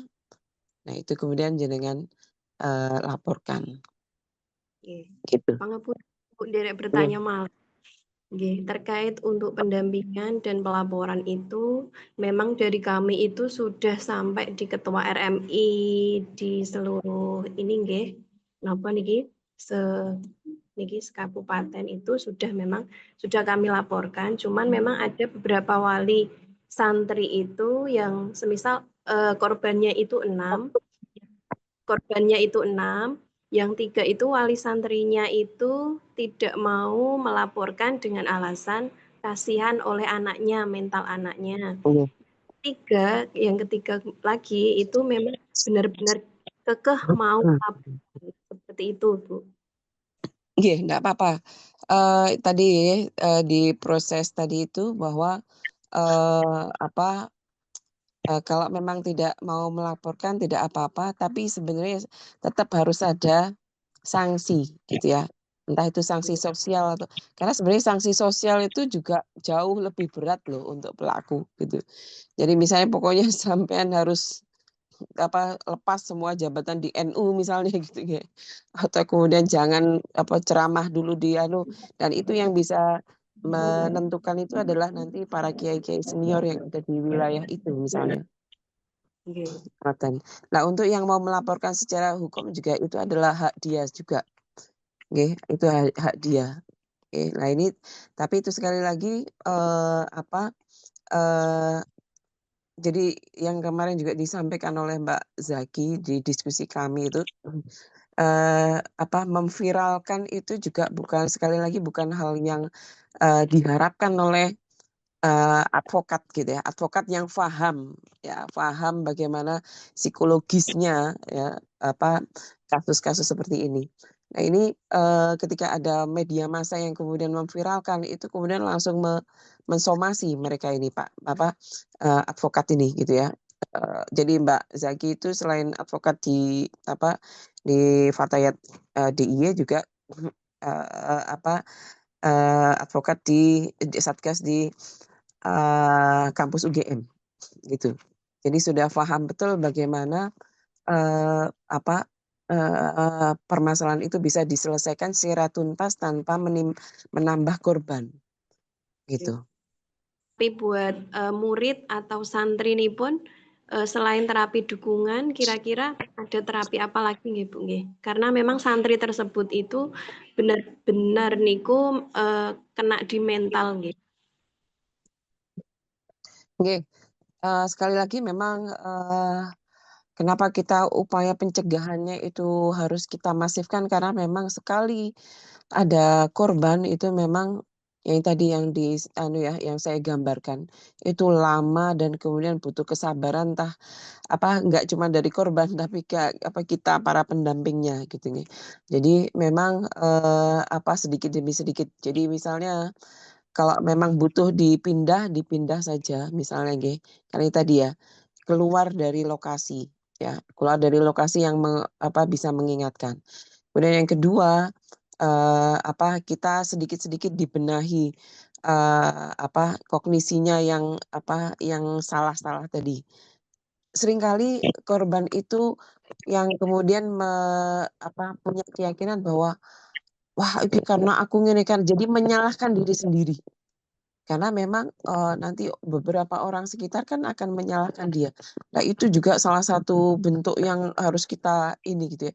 Kamu itu korban, yang salah bukan kamu, yang salah bukan kamu. Itu juga harus segera kita harus nggak segera ya, tapi terus kita koreksi terus gitu nih. Kemudian yang ketiga tadi ya dibuatkan aktivitas-aktivitas yang itu bisa mengalihkan perhatian ya dibuatkan aktivitas yang bisa menghabiskan energi dan mengalihkan perhatian. Nah itu pun jadi diajak dulu lah healing kemana dulu meskipun nanti ingat lagi nggak apa-apa besok kemana lagi diajak kemana lagi yang intinya adalah menghabiskan energi negatifnya itu meskipun nanti masih ada gitu ya tapi lumayan lah supaya nggak capek dia itu. Jadi korban itu setiap harinya dia akan capek, ya capek mengelola energi negatifnya itu. Satu Terus lagi boleh menambah gini nggih. Nyun sewu niki posisi santri sudah pindah pondok, nggih, sudah pindah nggih. pesantren, nggih. Akan tetapi santri tersebut itu masih merasa dikejar oleh pondok yang dulu karena dia merasa dijelekkan nama baiknya, dikejar oleh pondok yang dulu. Jadi dari pihak keluarga, dari pihak pengasuh itu menuntut balik bahwa santri tersebut itu menyebarkan nama baik kiai tersebut gitu. Jadi ini menurut Bu Maya itu santri menikah memang harus melapor ke pihak yang niki berkepentingan atau memang hanya damai saja. Em, mau sebenarnya tadi nggih, mau damai atau tidak, mau damai atau lanjut ke hukum, semuanya harus dilaporkan. Jadi damai itu prosesnya dengan sudah dilaporkan dulu ke, tadi nggih, orang-orang yang lebih, dirasa punya kewenangan lebih tinggi. Nah, kalaupun itu kemudian damai, tetap harus ada sanksi sosial. Yang sanksi sosial plus mbok kowe tobat to gitu gampangane nggih. Kalau nanti itu kiai yang kan kalau urusan yang lain itu monggolah dosane dianu dhewe gitu ya. Tapi, pasti kalau bisa saya katakan pasti yang namanya korban tuh sangat ingin apapun bentuknya, pelaku ini harus ada punishment, harus ada hukuman. Dan itu sah kok secara agama gitu ya, dan itu pasti itu ingin sekali dilakukan oleh korban, bentuknya apapun. Jadi tetap harus dilaporkan. Nggih. Nggih, mugi-mugi selesai nggih. Nggih, matur suwun sangat. Nggih. Assalamualaikum warahmatullahi wabarakatuh. Waalaikumsalam. Waalaikumsalam warahmatullahi wabarakatuh. Terima kasih atas pertanyaannya Bu Muslihatul Ummah. Terima kasih juga kepada Ibu Nyai Maya yang sudah memberikan jawabannya kepada Ibu Muslihatul Ummah. Semoga jawaban tadi bisa membantu terselesainya masalah yang sedang ditimpa oleh lingkungan di Bu Muslihatul Ummah tersebut. Selanjutnya ada 2 pertanyaan yang masuk di kolom chat, Ibu Nyai. Boleh saya bacakan? Ini ada pertanyaan dari Ibu Mia Siti. Afwan Ibu, izin bertanya, bagaimana cara menyikapi santri yang punya trauma dari orang tuanya? Sikap dia di pondok sangat temperamen dan sering memukul temannya, malahan sampai pernah nyaris menusuk temannya pakai gunting. Dia merasa temannya menjauhi padahal tidak, dan sering ikut campur pada urusan orang lain. Wah, kira-kira bagaimana ini cara menyikapi santri yang seperti ini, Bu? Ini juga pernah ada di tempat kami ya, tapi nggak sampai menusuk pakai gunting ya. Tapi intinya jadi, anak ini sangat sebenarnya anak ini, kalau di tempat kami ya, anak ini sangat patuh dengan aturan pondok gitu. Tapi malah dia itu merasa sangat tidak nyaman ketika ada anak tidak patuh.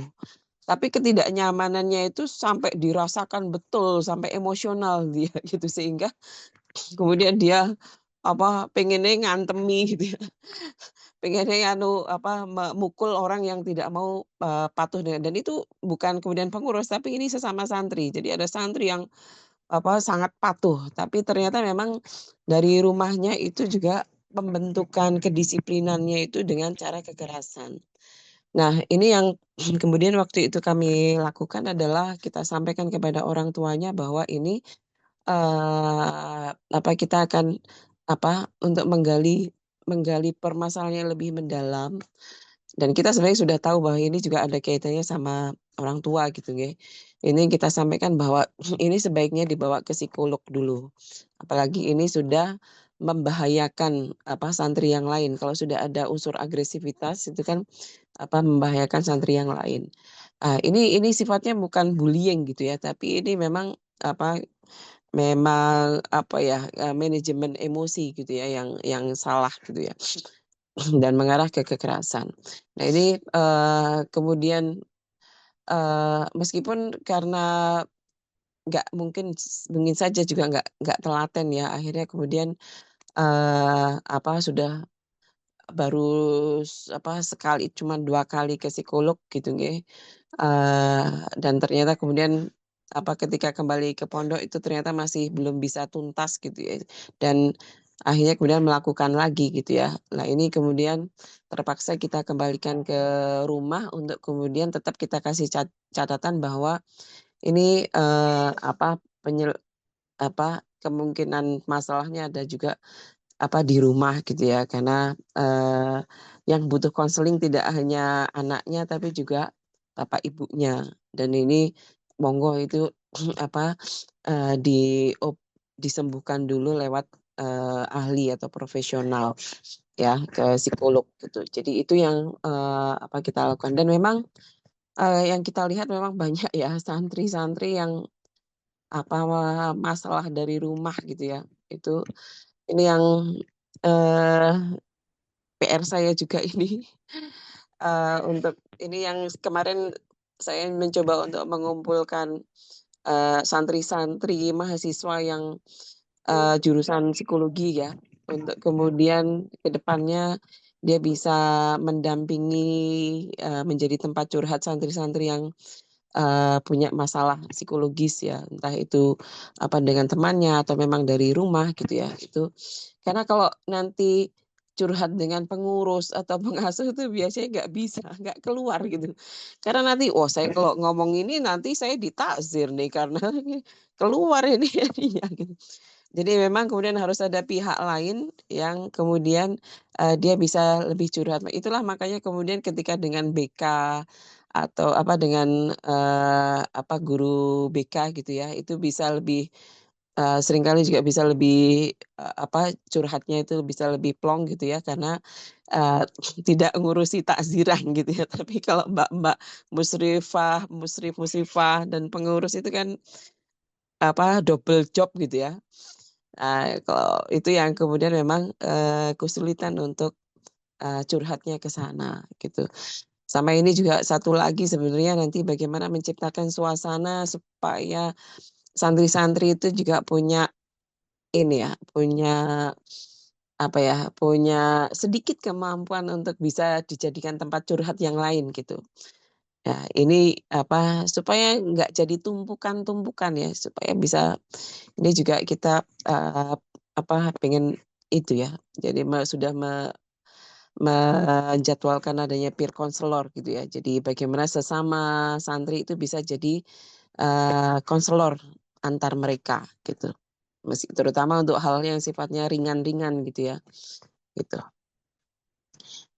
Itu nggih, jadi kalau yang sudah sampai ke kekerasan, membahayakan orang lain ini sudah harus dikembalikan ke ke rumah gitu nggih, ke rumah untuk kemudian dituntaskan penyembuhan penyembuhan secara psikologisnya, gitu. Ya, baik. Terima kasih Ibu Nyai Maya atas jawabannya. Semoga menjawab nggih Ibu Mia Siti. Ini yang mana ya Bu Mia Siti? Oke. Selanjutnya ada 2 pertanyaan lagi Ibu Nyai Maya. Izin saya bacakan lagi nggih.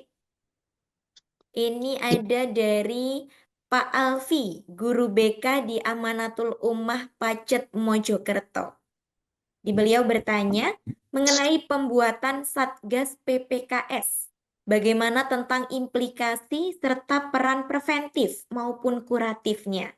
Lalu jika terdapat masalah pelecehan seksual yang parah, ngoten, peran advokasi yang dilakukan oleh Satgas niki bagaimana agar tetap menjaga privasi korban. Makaten Ibu Maya, saged dijawab.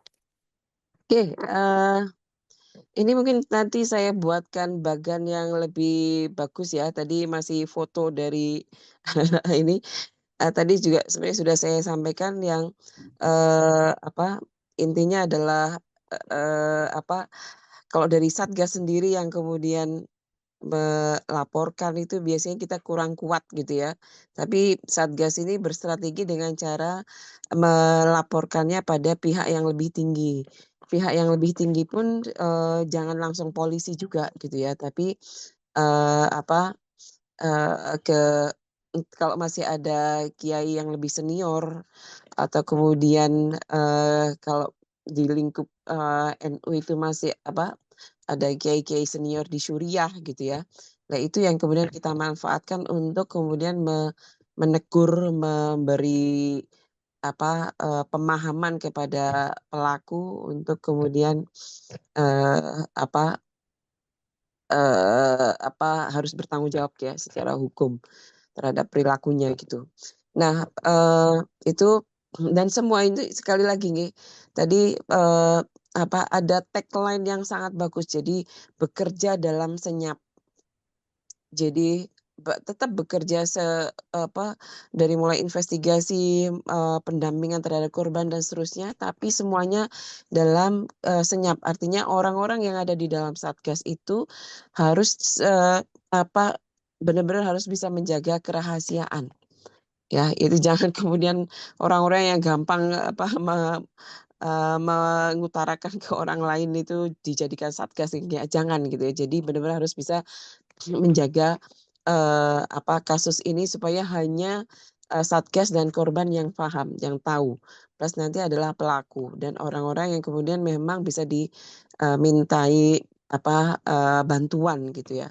Jadi bantuan itu ada bantuan hukum, bantuan psikologis dan juga terutama nanti adalah support sosial ya, support sosial atau nanti dari kalau memang selain orang tua memang butuh teman terdekat, sahabat terdekat untuk membantu, mungkin itu juga menjadi perlu diberitahu dan kemudian bisa lebih menjaga korban, mendampingi korban terus dalam keseharian. Nah, ini untuk yang kuratif. Nah, untuk yang preventif ya sebenarnya yang kami lakukan ini gitu ya, yang banyak kami lakukan ini dengan literasi, dengan misalnya beberapa waktu yang lalu itu ada juga ya bullying gitu ya di tempat kami, kemudian langsung kita panggilkan Pak Polisi gitu ya. Oke Pak Polisi langsung aja ini yang kasih literasi ke anak-anak gitu. Karena sekarang anak-anak itu orang di zaman sekarang tuh kadang sudah nggak takut neraka, sudah nggak takut dosa, tapi takutnya pada penjara, takutnya pada polisi gitu. Sehingga kemudian udah kita langsung saja Pak Polisi gitu ya, yang ngasih tahu langsung ke mereka, ini loh kasus-kasus kekerasan itu ini loh, ini di penjara berapa tahun ini kasusnya ini kayak misalnya kayak gitu nih. Itu juga salah satu pencegahan. Nah, salah satu pencegahan yang lain adalah ketika ada kasus memang segera diatasi dengan cepat. Ya, mengatasi kasus dengan cepat itu pertama sangat membuat korban itu merasa ada kepercayaan pada orang lain, ada lebih merasa aman, lebih merasa psikologisnya itu lebih lebih mudah ke arah positif gitu ya. Plus nanti ini adalah ancaman betul untuk pelaku dan juga kemunculan pelaku-pelaku berikutnya. Jangan sampai akan ada kasus-kasus seperti ini lagi. Orang akan berpikir sekian kali untuk untuk melakukan tindakan yang bisa berakibat hukum seperti ini. Itu memang harus cepat dilakukan. Karena kalau tidak cepat, biasanya akan bocor ke sumber-sumber yang tidak bisa kita pertanggungjawabkan. Disitulah biasanya viralitas itu terjadi. Jadi kasus menjadi viral itu ketika biasanya pondok tidak tidak memproses secara cepat. Ini menjadi salah satu bentuk pentingnya keberadaan Satgas untuk bisa mempercepat proses. Ya, sekali lagi kita tidak ingin pesantren kita viral dengan kasus-kasus seperti ini, tapi kita juga tidak ingin dikatakan tidak tidak bertanggung jawab, dikatakan menjaga nama baik pesantren dengan cara-cara yang tidak bertanggung jawab gitu ya. Kita tetap ingin bahwa kasus-kasus seperti ini bisa dituntaskan baik secara hukum maupun sanksi-sanksi sosial yang lain gitu ya. Tapi tidak dengan cara memviralkan karena itu akan menambah korban lain gitu. Iya. Itu Mbak Clara kira-kira Oke, nggih. baik. Terima kasih Ibu Maya.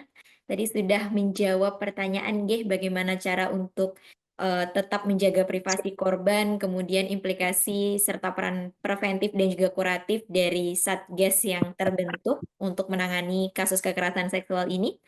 Ya, terima kasih juga ini sudah diberi tanggapan oleh Pak Alfi Syahrin. Matur nuwun atas pengarahannya Ibunya Maya. Oke, sambil mengingatkan ya Bapak Ibu bisa langsung mengisi link absen yang sudah kami kirimkan di kolom chat. Kemudian juga ada link pemetaan permasalahan. Mungkin Bapak Ibu mau bertanya, nggih. Mau bertanya, tapi karena ini juga sudah pukul 11. Jadi ini masih ada satu pertanyaan Ibunya Imaya. Boleh saya bacakan, nggih. Nah, nanti untuk Bapak Ibu yang lain yang masih ngeganjel, ingin bertanya, ingin lebih kepo lagi tentang pembahasan kita pada pagi hari ini, bisa mengisi link pemetaan permasalahan. Dan semoga di lain waktu kita bisa menjawab pertanyaan dari Bapak Ibu yang sudah terkurasi di dalam Google Form tersebut. Baik, ada pertanyaan terakhir Ibunya Imaya, mohon izin saya bacakan. Ini sedikit berbeda ya dari pertanyaan sebelumnya. Kalau tadi kita berbicara tentang dampak psikologi para korban gitu. Nah, ini ada sisi lain. Sisi lain ada dari PP Darul Ihsan ingin bertanya, Mbak Ismi ya, sebagai pembimbing asrama, jika dilihat dari sisi pelaku nih Ki Ibu Maya, apakah ada gangguan psikologis yang dialami pelaku sehingga ia bisa melakukan hal tersebut, ngoten, bisa melakukan kekerasan seksual tersebut. Lalu kalau semisal memang ada indikasi gangguan psikologi dalam pelaku ini, apa yang bisa dilakukan oleh pemangku kepentingan untuk memulihkan kondisi psikologis pelaku sehingga dia mampu untuk bertaubat atau sembuh dari kejahatan yang pernah dia lakukan. Mekaten Ibu Maya, mungkin sakit langsung dipun jawab. Ya, nggih. Gangguan psikologis itu nanti bertingkat-tingkat ya. Eh, eh, ada tingkatan yang mungkin agak tinggi gitu ya, yang kemudian intinya adalah dia melakukan perilaku itu secara ya karena terganggu secara tidak sadar ya dalam tanda petik. Eh, nah ini malah justru yang kemudian kalau kemudian pelaku mengaku sebagai ini karena saya ada gangguan psikologis nih, karena saya ada saya tidak bisa mengontrol diri saya tidak sadar melakukan itu. Ini malah mereka bisa lepas tanggung jawab hukum gitu. Jadi ini juga yang juga harus hati-hati di dalam kita melakukan diagnosis gangguan psikologis ya. Karena bisa jadi orang juga mengaku-ngaku punya gangguan psikologis sehingga dia tidak bisa mengontrol dirinya gitu ya. Tapi sebenarnya yang kasus-kasus yang terjadi menurut saya kok tidak sampai ke gangguan psikologis yang yang di level itu gitu ya. Jadi biasanya lebih ke arah pertama dia punya power dan dia kemudian mungkin memang di waktu itu tuh ada suasana yang kemudian membuat dia itu terbawa suasana itu bisa dan itu bukan gangguan psikologis ya. Kemudian yang kedua, orang-orang dengan power itu kadang dia kena bias kognitif gitu ya. Dia punya bias kognitif, wah ini bisa dipakai ini, oh ini nggak akan ada yang tahu nih. Ini saya tak pakai istilahnya nikah yang siri nggak harus pakai wali nih bisa ini misalnya. Orang kan punya sekian banyak cara berpikir yang untuk membenarkan perilakunya. Nah, itu yang itu bukan gangguan psikologis, ya, itu bukan gangguan psikologis. Jadi apa misalnya dulu pernah ada kasus seperti, wah saya tak pindah, ini bisa ini pakai madhab ini tuh nggak harus pakai wali gitu. Cukup dengan apa namanya, apa namanya, oke setuju ya, oke gitu ya. Padahal persetujuannya itu atas dasar power, itu bukan persetujuan yang antarodin kan gitu nggih. Itu. Nah, apa, nggih sekali lagi itu, apa, ya sangat bisa, mereka sangat bisa untuk apa, bertobat gitu ya atau kan ada satu 2 kasus juga yang kemudian pembelaan terhadap kiainya itu adalah itu tadi juga gitu. Saya tidak yakin itu perzinahan, saya yakin itu sudah disiri kok itu gitu misalnya gitu ya. Nah itu juga, apa, hal-hal yang, bisa saja itu dilakukan dan itu sebenarnya sangat tidak sehat untuk, apa, untuk sampai ke tobat gitu ya. Untuk sampai ke tobat ini, kalau tobat itu harus ada prosesnya. Tobat itu harus proses awalnya harus apa, beliau ini harus, "Oh iya aku salah," gitu. "Oh iya aku dosa." Itu baru bisa tobat. Tapi kalau masih menyangkal-menyangkal, "Oh ini kan saya gini, saya kan gini, saya gini," misalnya itu, atau kemudian apa, atau kemudian berusaha sekeras mungkin untuk lepas dari apa, kejahatan itu gitu ya, itu ya jauh dari tobat gitu ya. Itu jadi apa, sembuhnya itu sebenarnya mereka itu, sangat sangat bisa, eee, apa, cuman memang juga itu tadi ya, kesalahan-kesalahan keyakinan tadi ya, mental model yang di apa, yang harus apa istilahnya, harus ditekankan lagi bahwa kita itu oke, kita itu guru, kiai itu barokai pada apa, para santri, tapi santri itu yang barokai dan bisa melaknati kita juga sebagai guru ketika kita melakukan hal-hal yang tidak rohmah, tidak amanah, ya misalnya gitu. Itu adalah mental model yang harus juga kita tekankan pada diri kita sebagai guru gitu ya. Apa, apakah yang seperti ini adalah sesuatu yang rohmah untuk dia, atau sebenarnya itu adalah salah satu bentuk kekerasan, gitu. Jadi rohmah dan amanah itu juga, apa, harus kita, apa, menjadi mental model, kita ya, para guru, para kiai, para bunyai gitu nggih. Itu, supaya tidak ada, apa, kekerasan yang kemudian terjadi. Jadi kesalingan ya, kesalingan. Kita menganggap santri itu juga bahaya, santri ini barokai, santri ini juga bisa malati kalau kita main-main sama santri. Yang membuat tempat ini pesantren ini menjadi penuh berkah adalah karena mereka mau ngaji sama kita. Karena tempat ini setiap hari untuk apa, dipakai mereka ngaji gitu. Coba kalau santri kemudian nggak ada. Lah, mental model semacam ini yang kemudian harus juga kita kita terapkan terus, kita masukkan terus ke kognisi kita supaya kita juga terfilter, apa, tindakan kita, gitu ya. Dengan adanya mental model yang kemudian kita pegang kuat, yang itu arahnya adalah, adanya kesalingan, ya, adanya kesalingan. Oke, alhamdulillah. Terima kasih banyak Ibu atas jawabannya. Ini waktu sudah menunjukkan pukul 11.08 Ibu. Kira-kira mau memberikan kesempatan lagi? Atau mungkin kita sudahi? Kalau masih ada, monggo. Mhm. Oke, silakan nanti mungkin kalau semisal mau bertanya tapi malu di dalam forum nggih, mungkin bisa langsung mengisi link pemetaan dan permasalahan. Dan juga jangan lupa untuk mengisi link absen nggih, Bapak Ibu. Oke, alhamdulillah kita sudah sampai di penghujung kuliah singkat psikologi pagi ini. Pertama, terima kasih yang sebesar-besarnya untuk Ibu Nyai Dr. Maya Fitri, SPSIMA Psikolog, atas ilmu, waktu, Sama-sama. perhatian yang telah dibagikan. Semoga Allah membalas dengan pahala yang terus mengalir tanpa henti, nggih, Ibu Nyai Maya. Dan kedua, terima kasih juga untuk Bapak, Ibu, dan teman-teman semua, terutama para penanya yang sudah berani membuka percakapan Karena justru dari pertanyaan itulah forum ini jadi semakin hidup, nggih Bapak Ibu. Kehadiran panjenengan semua juga yang tidak bertanya, yang menyimak, yang sambil nyambi pekerjaan, matur nuwun sangat. Kehadiran panjenengan sedanten ini membuat forum ini juga terberkahi, nggih.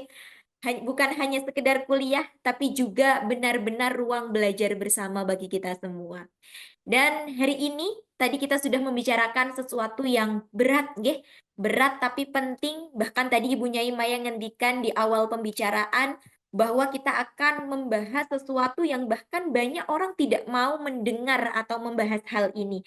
Tapi mau sampai kapan kita terus menutup mata, nggih, bahwa kasus yang barusan saja kita bahas, kekerasan seksual ini banyak sekali terjadi di sekitar kita, di lingkungan kita, dan bahkan ketika kita tadi melaksanakan kuliah singkat psikologi dengan tema tersebut, kita jadi semakin tahu bahwa ternyata di luar sana begitu banyak kasus dan kejadian yang terjadi mengenai kekerasan seksual ini. Dan semoga tadi beberapa kasus ya yang mungkin di-spill oleh beberapa peserta dalam forum ini, semoga bisa mendapatkan titik terang nggih Bapak Ibu, dan semoga kita semua senantiasa dilindungi oleh Allah Subhanahu wa taala agar hal-hal tersebut tidak terjadi di lingkungan kita. Makaten nggih, nanti jangan lupa nggih Bapak Ibu untuk subscribe juga di YouTube RMI PWNU Daerah Istimewa Yogyakarta. Nanti kita akan selalu membagikan hasil kuliah tingkat psikologi kita di channel YouTube tersebut. Dan alhamdulillah insya Allah besok tanggal 20 nggih Ibu Nyai Maya nggih. Tanggal 20 nanti masih akan ada kuliah tingkat psikologi di bulan September ini. Semoga senantiasa tetap diberi semangat nggih, semangat untuk terus menggali ilmu. Apalagi ini masih di nuansa bulan Maulid. Semoga menjadi dihitung amal meneladani Kanjeng Nabi Muhammad SAW. Nah, sebelum benar-benar ditutup, nggih Bapak Ibu, saya ingin mengajak Bapak Ibu dan juga teman-teman semua untuk menuliskan satu kalimat ya, satu kalimat refleksi, pelajaran atau bahkan kesadaran hal yang paling berkesan apa yang panjenengan dapat dari kuliah singkat pagi ini. Kalau tadi Clara dan teman Clara di sini menunjukkan sebuah kesadaran bahwa ternyata peduli itu harus, nggih Bapak Ibu. Mungkin dari Bapak Ibu semua dan teman-teman semua boleh minta tolong untuk memberikan refleksi satu kalimat di kolom chat. Bisa langsung menuliskan refleksi pemaparan yang sudah disampaikan oleh Ibu Nyai Maya Fitria. Dan sambil bersiap untuk foto dokumentasi, nggih Ibu, Bapak Ibu semuanya, boleh langsung menuliskan refleksinya di kolom chat, refleksi untuk kuliah singkat kita pada pagi hari ini. Oh iya, advokasi senyap untuk penanganan kasus di pesantren. Oke, Ibu Siti Hanifah. Monggo Bapak Ibu yang lain bisa menuliskan refleksinya. Semoga refleksi ini juga bisa menjadi bekal kita, nggih. Semangat kita yang terus kita genggam erat untuk menjalani hidup kita, menghadapi hari-hari kita ke depannya. Kesalingan dalam kebaikan itu membawa berkah. Wah, betul sekali nggih Ibu Nadia. Kesalingan dalam kebaikan itu membawa berkah. Monggo Bapak Ibu yang lain bisa menuliskan refleksinya. Semoga nanti apa yang ditulis dibaca oleh banyak orang dan semoga menjadi amal jariah juga nggih Bapak Ibu, bagi Bapak Ibu kalau semisal kita juga tergerak atas kalimat yang Bapak Ibu tuliskan di kolom komentar. Dan boleh juga langsung on cam nggih Bapak Ibu karena setelah ini kita akan memasuki sesi dokumentasi. Nanti Clara akan tangkap layar dari sini. Jadi sangat dibutuhkan sekali ini wajah Bapak Ibu semua agar terlihat siapa yang masih istiqomah untuk mengikuti kuliah singkat psikologi. Nah, ini ada Bu Yuyun Husniati. Dengan menjadi peka dan peduli, kita bisa menyelamatkan mental anak bangsa dari trauma.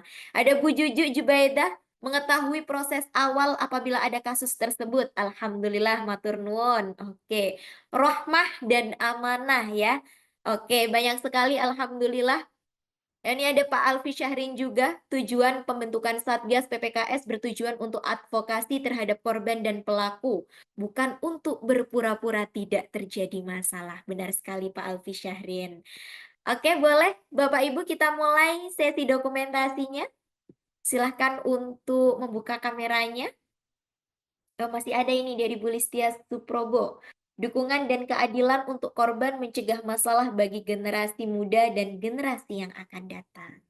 Tadi refleksi-refleksi yang dituliskan oleh Bapak Ibu semoga bisa menjadi bekal untuk menumbuhkan semangat hidup kita di hari Senin yang akan datang. Begitu nggih Bapak Ibu. Terima kasih Bapak Ibu dan teman-teman yang sudah menuliskan refleksinya.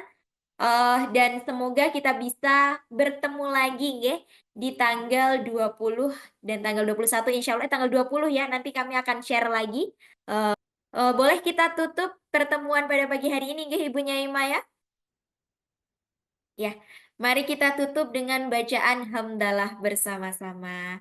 Alhamdulillahirabbil alamin. Sampai bertemu di pertemuan mendatang. Selamat menjalankan aktivitas kembali. Ini saatnya saya pamit undur diri. Saya Clara. Wassalamualaikum warahmatullahi wabarakatuh. Terima kasih. Warahmatullahi wabarakatuh. Atur nuhun Mbak Clara. Yes, sami-sami Ibu.